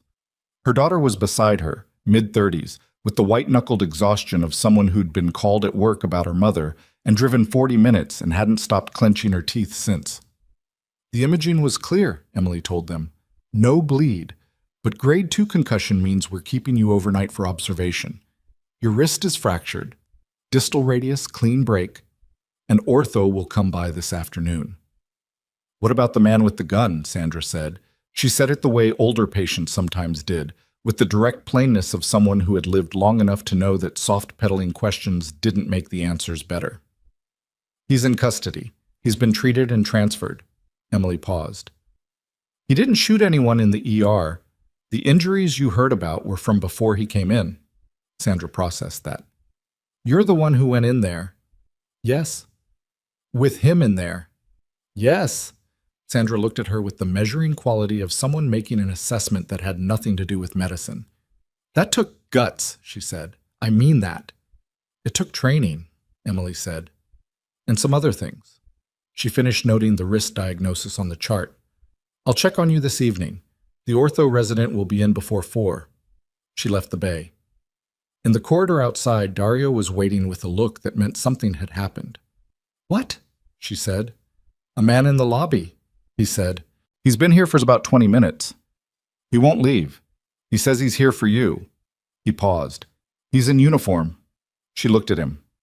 "Army," Dario said. "Full dress. And he's—" He stopped. "What?" "He's old," Dario said. "Like, actually old. General old." Emily put the chart back in the rack. She walked through the ER corridor into the lobby, and she saw him immediately, because there was only one way to not notice a 2-star general in full-dress uniform standing in a hospital lobby, and that was to not be looking. He was 70-something, with the kind of build that had once been formidable and had settled into a different kind of solid. He held his hat in both hands, and he was looking around the lobby with the specific patient attention of a man who had waited in worse places and was in no hurry. 2 aides flanked him, both in uniform, both with the practiced stillness of people paid to be present without being visible. He saw Emily. She stopped. He walked toward her and the 30-odd people in the lobby, Investigators, staff, a family in the waiting area, the communications director who had given up on the cameras, all of them tracked the movement without meaning to, the way crowds track something that changes the weight of a room. He stopped in front of her. "Captain Carter," he said. She had not been called that in 2 years and 4 months. The last time it had been in a medical discharge processing office in Fort Carson, Colorado, by a lieutenant colonel who had mispronounced her name and been in a hurry to get to his next appointment. This was different. "General Marsh," she said. She recognized him from the command photograph on the wall of the 3rd Surgical's briefing room, which was not a perfect image, but was close enough. "We've been trying to find you," he said. Not accusatory, just true. "I wasn't hiding," she said, which was not quite true, and they both probably knew it. "No," he said. He looked around the lobby, at the investigators, at the cameras that were still running, at the administrative corridor door through which Pauline had disappeared. "I understand this morning has been eventful." "Yes, sir." "I was supposed to come in the spring," he said. "When the record was reviewed, we didn't have your location." He looked back at her. "A dog found you." "Yes," she said. He looked at her for a moment. He had the eyes of someone who had made many decisions about people and had been wrong enough times to stay humble about it. "I have something that belongs to you," he said. He turned to the aide on his left, who produced a small case, the kind of flat presentation case, navy blue, that she knew the shape of. "It's been waiting 2 years. I apologize for that." Emily looked at the case. The lobby was very quiet. She was aware of the cameras. She was aware of Harmon, who had come back into the lobby and was standing near the entrance with Torres beside her. She was aware of Petra at the edge of the ER corridor, and Dario beside her, and Sandra Briggs' daughter who had wandered out of Bay 6 and was standing at the ER threshold, and the investigators, and the communication director who had finally stopped trying to intercept anything and was just watching. She was aware of all of it, and underneath that awareness, she was aware of something else, a specific kind of weight that she had been carrying for 2 years and 4 months, that had been so constant she had stopped noticing it the way you stop noticing a sound when it's always present. The general opened the case. Inside it was the commendation medal and its accompanying citation, and next to it, and this she had not expected, had not been told, had not in any calculus she'd run this morning anticipated, was a second item, a folded document with a specific seal. She read the heading. She read it twice. She looked up at General Marsh. "This isn't," she started. "It was reviewed concurrently with the classification lift," he said. "The board's recommendation was unanimous." The document was not the Army Commendation Medal citation. It was a separate recommendation from a separate board, bearing a separate seal. It was a recommendation for the soldier's medal, for acts performed outside direct combat, specifically for the sustained medical care of 2 patients under fire in a non-combat designated zone at personal cost. Emily stood in the lobby of Harlow General with the case in her hands, and from the direction of the main entrance, through the doors that were still partially open from the general's arrival, she heard a sound, claws on tile, the specific rapid cadence of a large dog moving at speed. And then Kodiak was in the lobby, pulling Deputy Fenn through the door at the end of a leash that Fenn was technically holding but in no meaningful sense controlling. The dog crossed the lobby in the way he'd crossed it that morning. Direct, certain, with the orientation of something that had never stopped navigating toward a fixed point, and he dropped at Emily's feet. He pressed himself flat against the tile. He made the sound. Emily crouched. She put her hand on his head. He pressed into her palm in the way he'd pressed into it that morning, and the way he'd pressed into it once before, in a ravine, with a piece of shrapnel working its way toward her spine and her hand steady on his wounds. She was still crouched, one hand on the dog, one hand holding the presentation case, when she heard it. The door to the administrative corridor opened. She heard it because the lobby was quiet enough that the hydraulic mechanism was audible. She looked up. It was not Pauline who came through the door. It was the state investigator, the woman. And she was speaking on her phone, and her expression had the particular quality of someone who has just confirmed something significant. And she was looking at Harmon, and whatever she was saying had changed the posture of every federal person in the room in the space of 4 seconds. Harmon crossed to her. They spoke in low voices. Harmon looked up. She looked at Emily. They found a second deletion, Harmon said. Same system, different record. She paused. Not Okafor. A patient from April. Different circumstances, same credential override. Emily stood up slowly. How many? She said. Harmon looked at the investigator. The investigator lowered her phone. Currently, she said, we're looking at 4 separate records with the same deletion signature. She paused. All within the past 14 months. The lobby held that number for a moment. 4 records. 4 patients. 4 times that the triage system had been adjusted by someone with administrator credentials, the documentation deleted, the complaint trail severed. General Marsh had gone very still. Torres had gone very still. Everyone in the lobby had gone very still. Emily looked at the administrative corridor door, which was still open, and through it she could see Pauling, seated at the table in the conference room where the investigators had taken him, with his lawyers on either side and the expression on his face of a man who has just heard a number and understood what that number means for the calculation he'd thought he was inside of. She looked at him through the glass from 40 feet away. He looked back, and Emily became aware, with the clinical precision that she brought to everything that mattered, that this morning had begun as a public event, a ceremony, a dog-breaking formation in front of 400 people. And it was going to end as something else entirely. The number 4 sat in the lobby like a physical object. 4 patients. 4 credential overrides. 4 deletion signatures from the same administrative login across 14 months. The investigator had said it with the careful neutrality of someone trained to deliver facts without inflection, but the facts had their own inflection, and everyone in that lobby understood what they were hearing. Emily straightened fully. Kodiak stayed at her feet.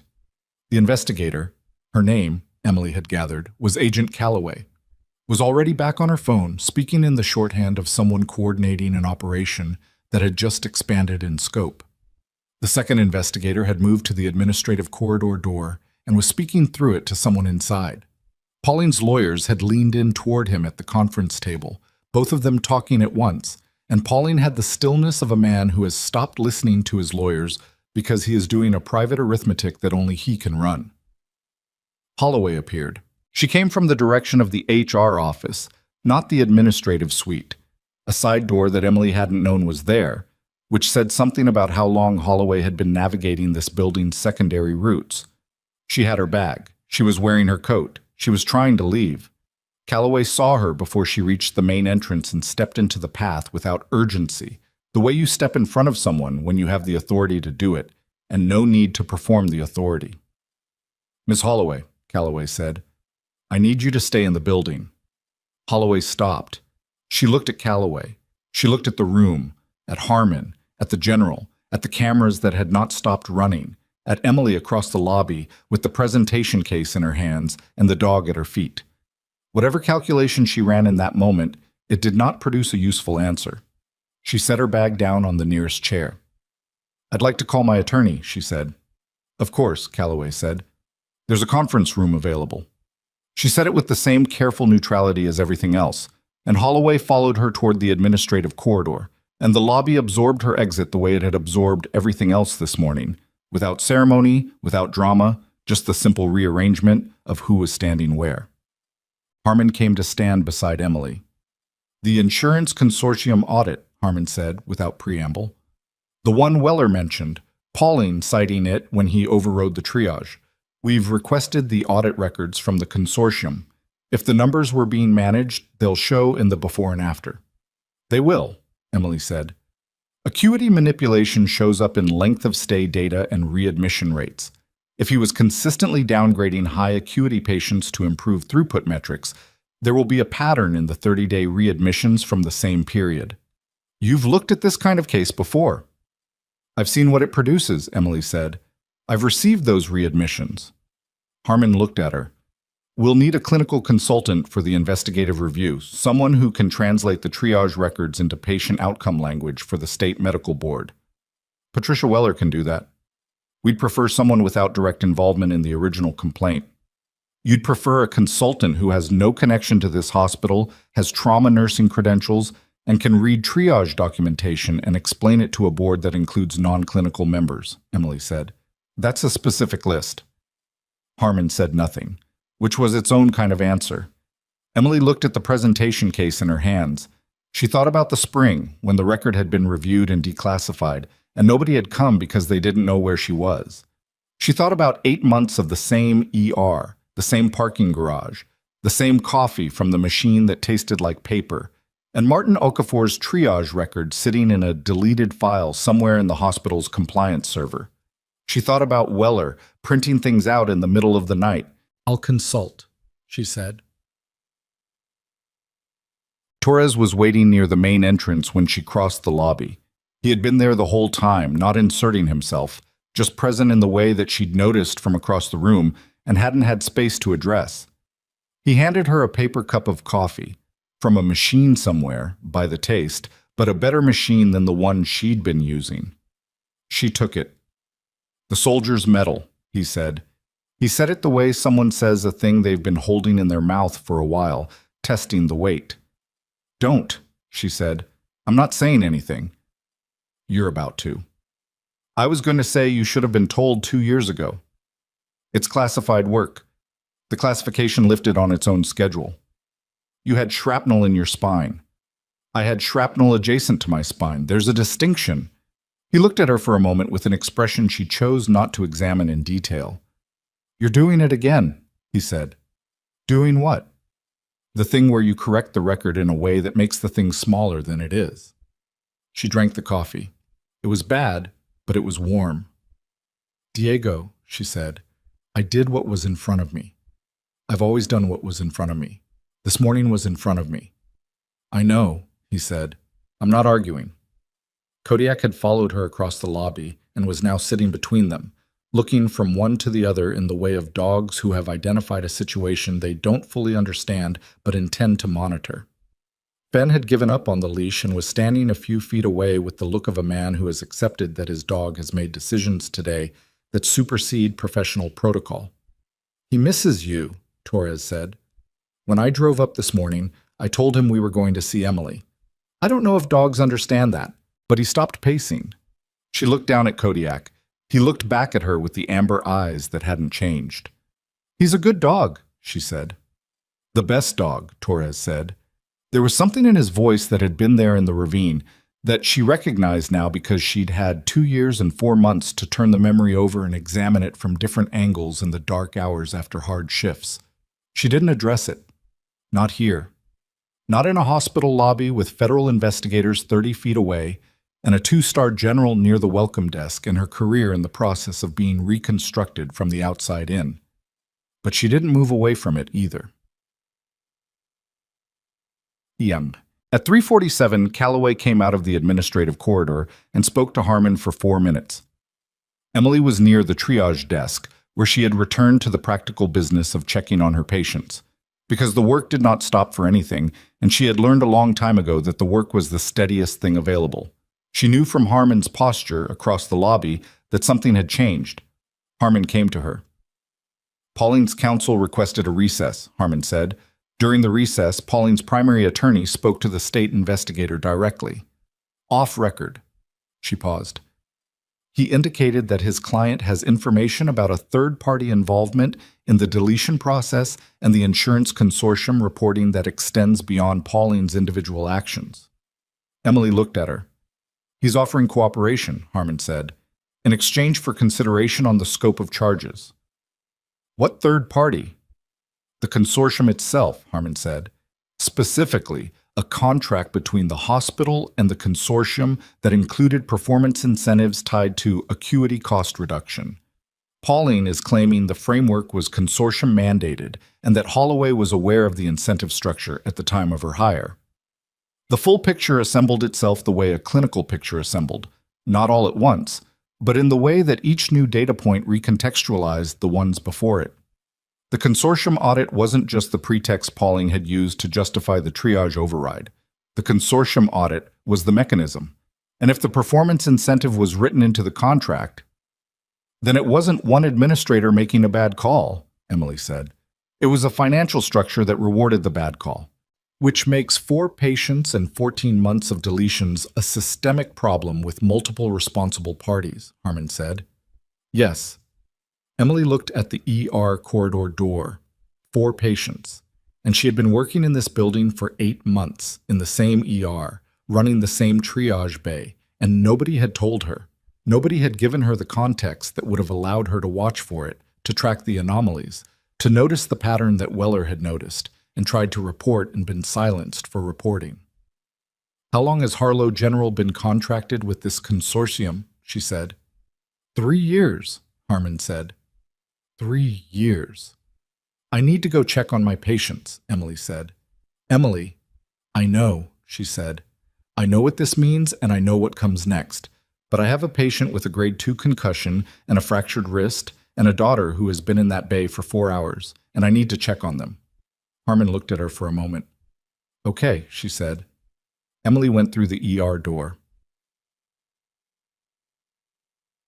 Sandra Briggs was awake, clearer-eyed than she'd been before, with the ortho splint on her wrist and her daughter in the chair beside her that had been angled toward the bed at some point and not moved since. The daughter looked up when Emily came in. Her name was Nora, Emily had learned, and she had her mother's directness and her own specific exhaustion. "She's been asking about you," Nora said. "I'm fine," Emily said to Sandra directly. "I heard all of it," Sandra said. "From here, the lobby. You can hear more than people think from these bays." She paused. "That man, Pauling, he changed that patient's chart? That's what the investigation is looking at. And he tried to push you out this morning before anyone found out." "That's what it looks like." Sandra was quiet for a moment. She was 67, and she'd had a hard morning, and she was not confused about what she'd heard. "How many people knew?" she said. "We're still finding that out," Emily said. Sandra looked at her daughter, then back at Emily. "You know what gets me," she said. "Not the man who did it. There are always men like that. What gets me is that someone tried to make it disappear and almost succeeded." She paused. "Almost."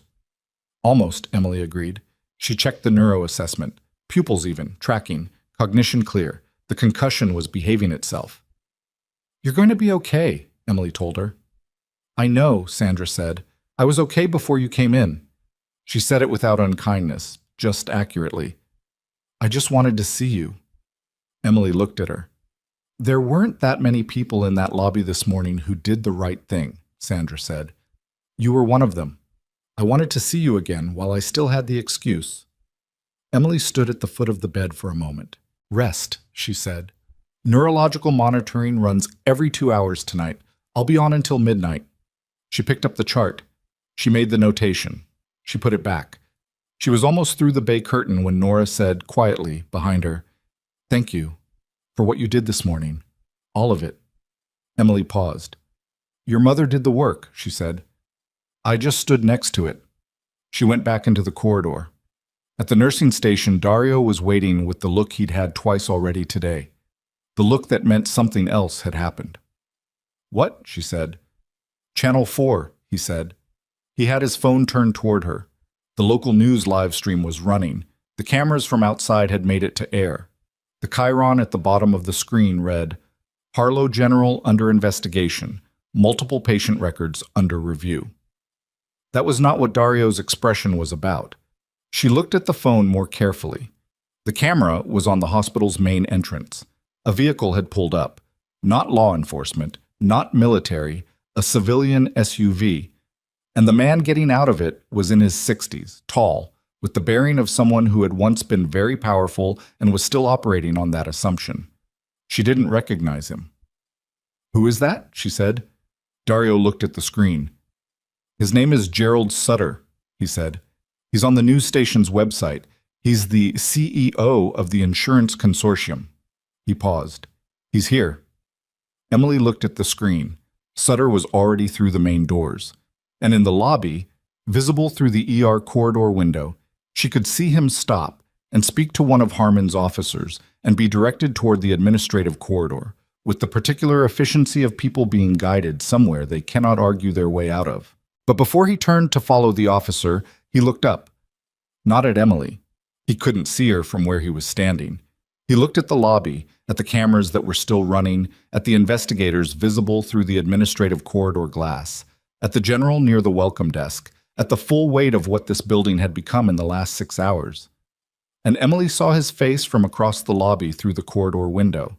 And she understood, in the way she understood clinical pictures when all the pieces were finally in the same room, that the investigation that had begun with a deleted file and 4 triage records was not going to end at the door of Harlow General. It was going to end somewhere much larger. And Gerald Sutter, CEO of the consortium that had made the framework, that had made the incentive, that had made the override, that had made Martin Okafor wait 2 hours and 19 minutes in a general bay when he should have been in a critical bay, Gerald Sutter had just walked through the front door of it. Gerald Sutter did not look like a man who had done something wrong. That was the first thing Emily noticed about him, watching through the corridor window as Harmon's officer directed him toward the administrative suite. He looked like a man who had arrived to correct a misunderstanding.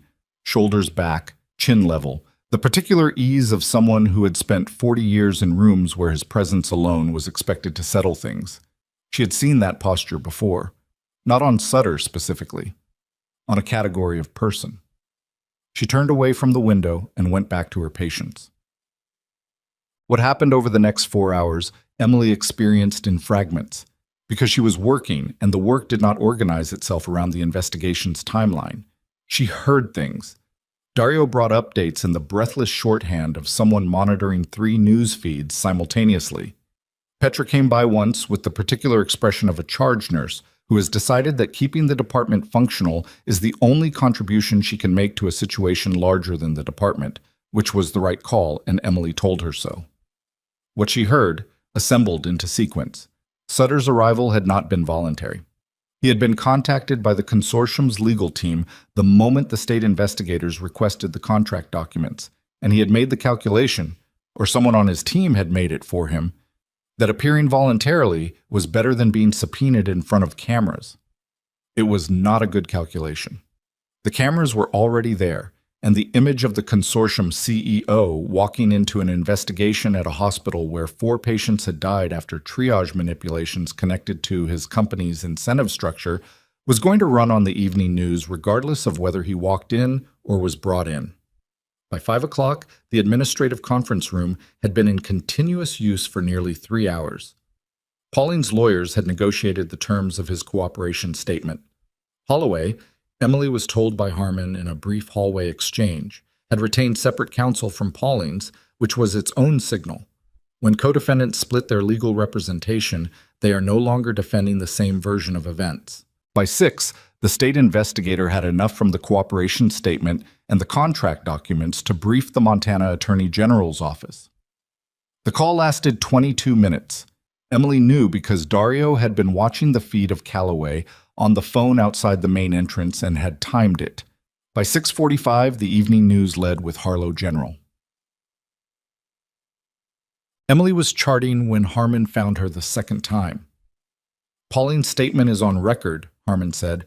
He's confirmed the consortium incentive structure, named Holloway as a co-signatory on the performance contract, and identified 3 specific override instances he says were conducted with her direct knowledge. She paused. He's also confirmed that the credential forgery, using your employee ID for the complaint, was Holloway's instruction, not his. He says she identified you as a low-risk name because you were new and had no institutional relationships. Emily set down her pen. She used my name because she thought I didn't matter enough for anyone to check, Emily said. Yes, Harmon said. That's what it looks like. The specific quality of that, being chosen as cover because you were considered inconsequential, settled somewhere in Emily's chest for a moment. She let it settle. She didn't push it away, because pushing things away was how they turned into something harder to carry later. She felt it for approximately 5 seconds, which was as long as she could give it right now. What are the charges? She said. State level, falsification of medical records, obstruction of a patient safety investigation, criminal negligence in a medical facility. Those are the anchors. The AG is evaluating additional exposure on the consortium contract as a potential healthcare fraud matter, which would trigger federal jurisdiction. Harmon paused. Pauline will face reduced charges in exchange for cooperation. Holloway is looking at the full scope. Sutter's team is in active negotiation, but the contract documents make his position difficult. And the 4 patients, Emily said. Their families will be notified by the state investigator's office. Each case will be reviewed for wrongful death exposure. Harmon looked at her. That process will take time. It always does, Emily said. She picked up her pen and finished the notation she'd been making. The chart was for a patient who had nothing to do with any of this. A 40-year-old man who'd come in at 4 with a kidney stone and had been in enough pain that the morning's events were entirely outside his awareness. She had given him adequate analgesia and fluids and the knowledge that this would pass, because it would, because kidney stones almost always did, and that was the particular gift of emergency medicine. Most of what came through the door was survivable, if you did the work correctly. There's something else, Harmon said. Emily looked up. Weller, Harmon said, the state investigator has formally requested her reinstatement as a material witness and professional complainant. The administrative leave is void. She paused. The hospital board has been notified. They're convening an emergency session tonight. Good, Emily said. They'll also be reviewing your employment status, Harmon said. The suspension attempt this morning, it was never formally processed, which is the only piece of good fortune in this, but the board will want to address it publicly. They don't need to address it on my behalf, Emily said. I know, Harmon said, but they will anyway. Boards in this situation always do. It's how they demonstrate they've learned something. She said it without cynicism, just factually, the way you describe a predictable pattern. General Marsh is still here. He's been in the family waiting area for the past 2 hours. He'd like to speak with you before he leaves. Emily closed the chart. Give me 10 minutes, she said. The family waiting area at Harlow General was a room that had been designed for grief and managed to also function for ordinary waiting, which was an architectural achievement of a specific kind. General Marsh was in one of the chairs near the window, his hat on his knee, with one of his aides in the chair beside him and the other standing near the door. He looked up when Emily came in. She sat across from him. The aide near the door gave them the professional distance of someone trained to be simultaneously present and absent. You've had a long day, the general said. Yes, sir. Were you always like this? He said it with the quality of genuine curiosity rather than rhetoric. Even before. Your commanding officer's report described you as someone who... He stopped. The phrase used was operationally self-sufficient to a degree that occasionally frustrated her superiors. Emily almost smiled. That sounds like Colonel Pierce. It does. He looked at his hat. Pierce also wrote that you were the best trauma nurse he'd worked with in 30 years. He put it in the supplemental, where he thought it carried less weight. It carried more. She didn't say anything. The soldier's medal presentation, he said. I'd like to do it properly. Not in a hospital lobby. There's a ceremony at Fort Morrow next month. Torres will be there, and several members of the original battalion, if you're willing. She thought about it. Not for long. I'm willing, she said. He nodded, once, with the decisive quality of a man filing something correctly. One more thing, he said. He reached into the inner pocket of his jacket and produced a card. Not a business card, a handwritten one, which was not what she expected. He held it out. My personal line. If the consulting work with the state investigators becomes complicated, and it will, or if any part of the process requires someone to make a call on your behalf, you use that number. She took the card. I'm not particularly good at asking for help, she said. I know, he said. Most people who are good at providing it aren't.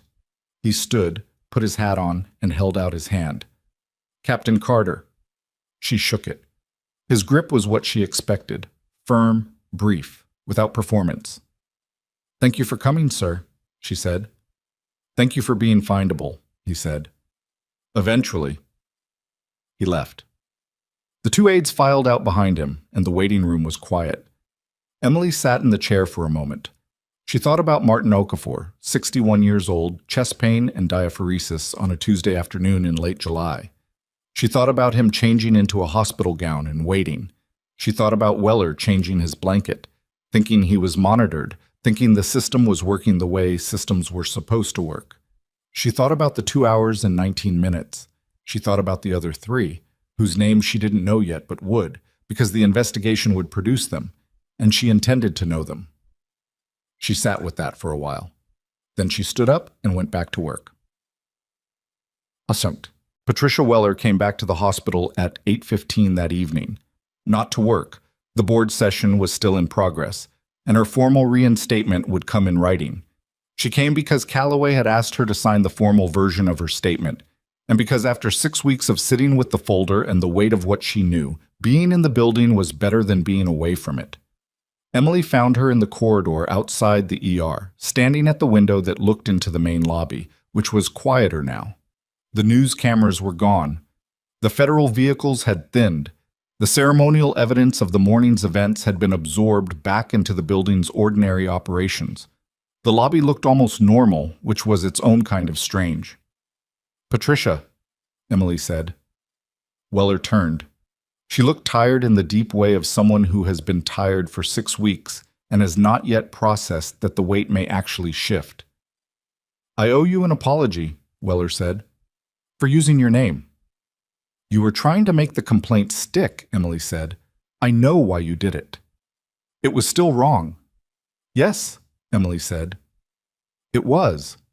She paused. "You printed everything out." Weller looked at the lobby. "I printed it the same night he died.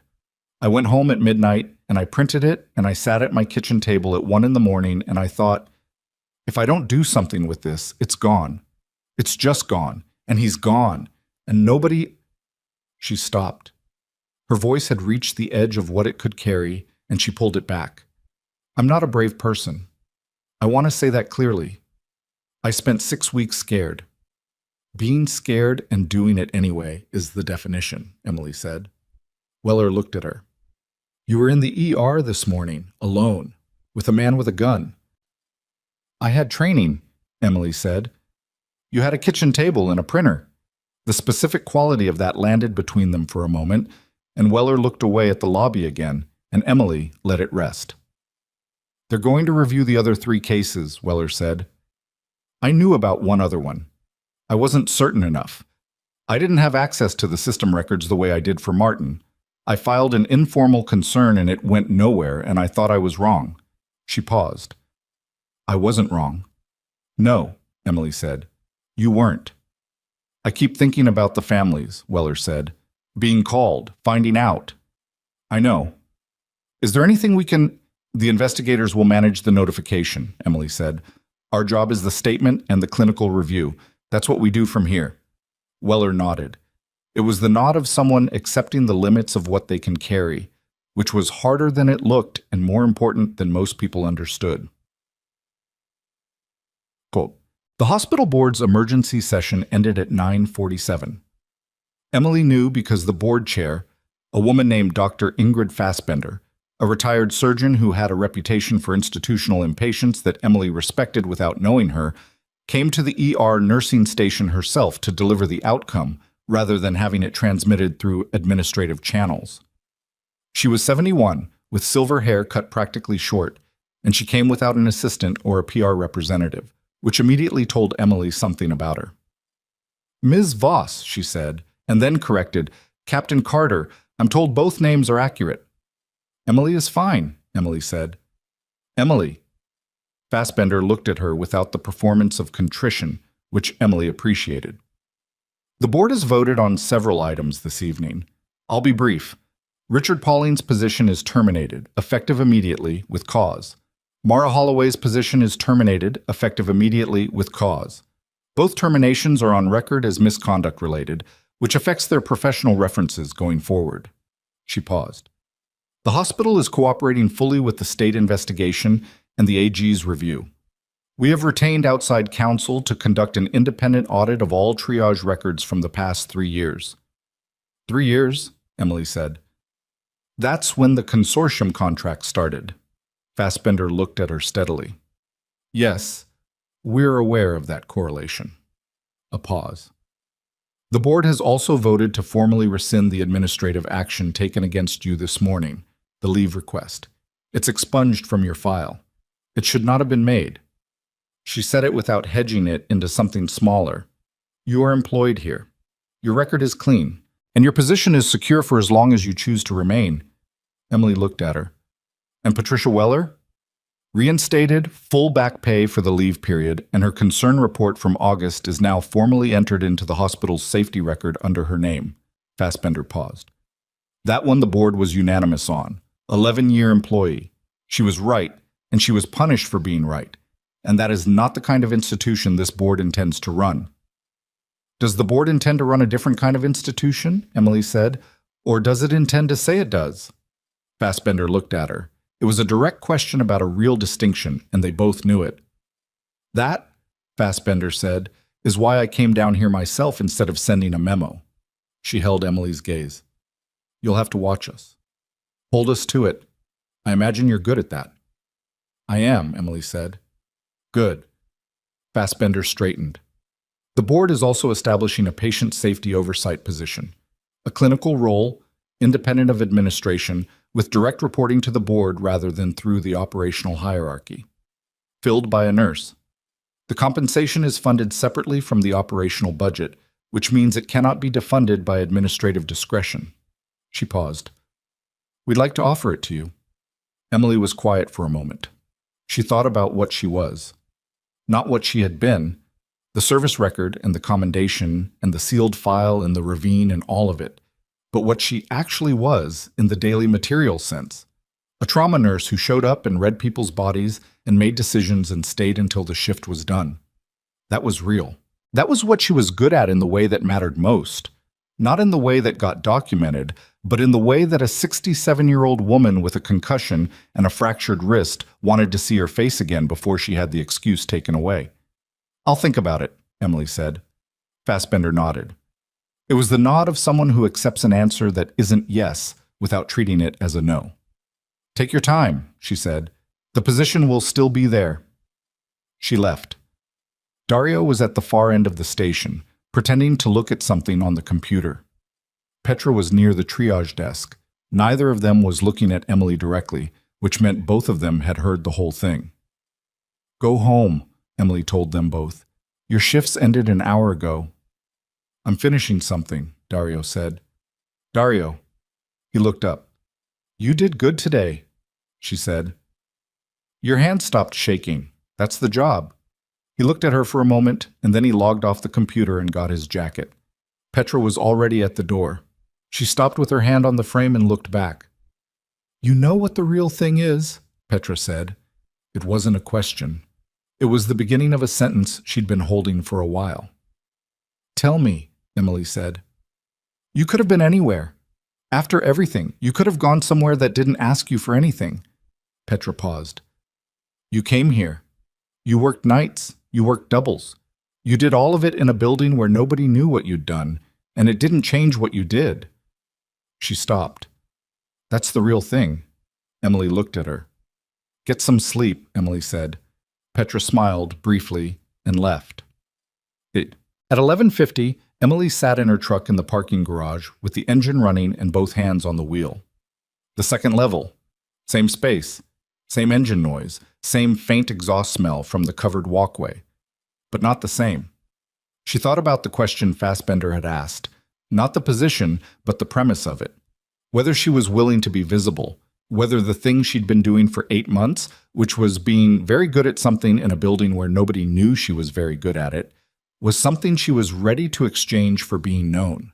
She didn't have a clean answer. She wasn't sure clean answers were available for questions like that. What she knew was this. Martin Okafor had died on a Tuesday in July, and someone had tried to make that disappear, and it had almost worked, and the reason it hadn't worked was not her. It was Weller, with a printer and a kitchen table and 6 weeks of waiting. It was Torres, who had asked for a dog to be placed in Montana because he didn't know where else to look. It was Kodiak, who had pressed his entire body flat against the floor of a hospital lobby because some things, once learned, cannot be unlearned. It was, in some form she couldn't entirely articulate, the particular physics of what happens when people do not let things be nothing, when they print the document, when they drive up from Billings, when they stay on a floor with a man they barely know and hold the wound until the bleeding stops. She thought about the 4 patients.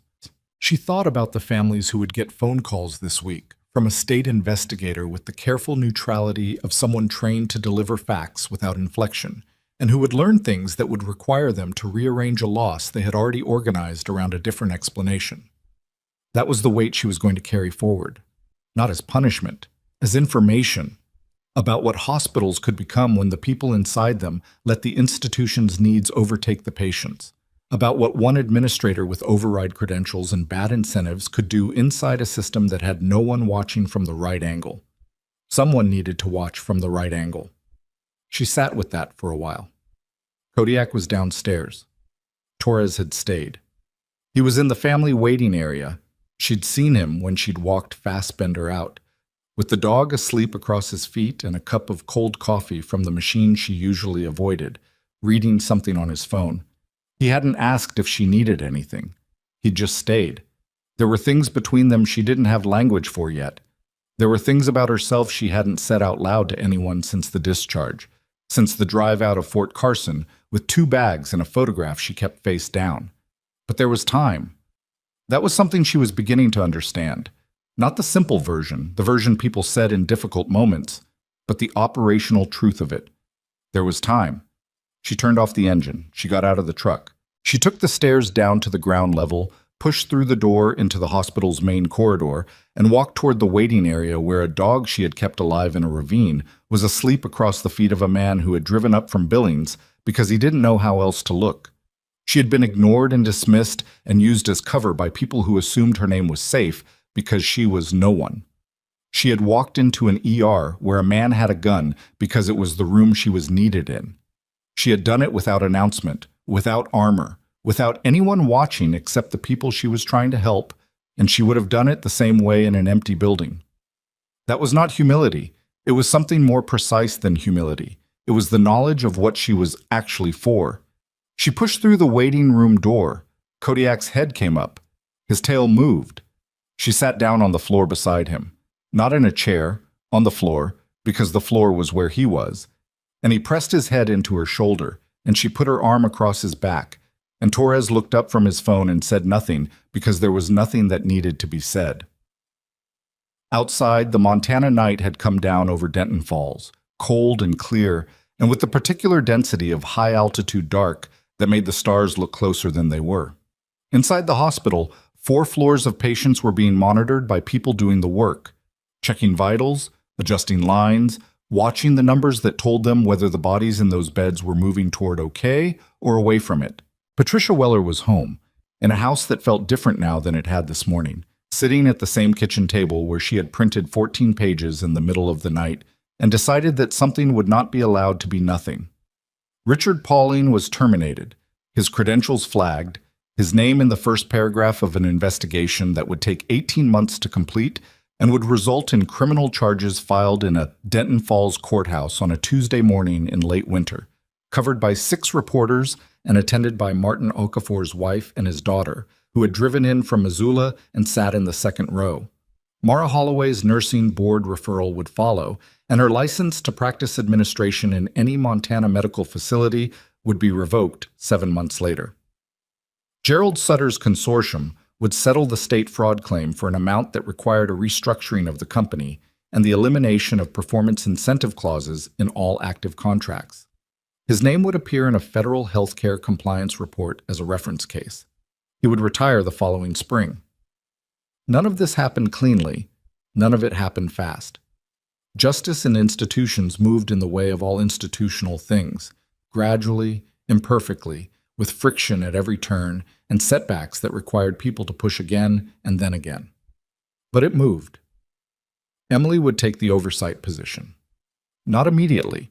It took her 6 weeks to decide, during which she worked her regular shifts and did the consulting work and testified before the state medical board in a conference room in Helena on a gray March morning, with the clinical precision that impressed the board members who didn't already know her record and unsurprised the ones who did. She took it because Fassbender had been right that someone needed to watch, and because she understood now that being invisible had never been a solution. It had just been a delay. She took it, and she kept her ER shifts, because the board's offer didn't require her to stop being a nurse. It required her to be one at a different altitude. She learned that altitude. It was not comfortable at first. Visibility rarely is, for people who learned their value in places where being noticed got you shot at. But she learned it. The soldiers' medal ceremony was held on a Saturday in November at Fort Morrow, in a room full of people who had been there and people who hadn't. And General Marsh pinned the medal and read the citation, and there was a moment when the room was very quiet, and Emily looked at it, the small, solid fact of it in its case, and understood that what it represented was not the moment itself, but every ordinary decision that had preceded it. The choice to stay present. The choice to keep the wound covered until the extraction came. The choice, over and over, to do what was in front of her with everything she had. Torres was there. He sat in the third row with Kodiak on a lead, and when the ceremony ended and people began to move around the room, the dog threaded through the crowd directly to her and pressed himself against her leg. And she looked down at him and thought, not for the first time, but more clearly than before, that the things that remember us are not always the things we expect. Sometimes it's a record in a classified file. Sometimes it's a kitchen table in a printer. Sometimes it's a dog who walks through a hospital lobby and drops to the floor and makes a sound that nobody in the room has heard before, because the animal knows something that the rest of the room hasn't figured out yet. That the person standing there holding cold coffee and scrubs, quiet and unannounced, and treated as inconsequential, that person is the one the room is going to need. She always was.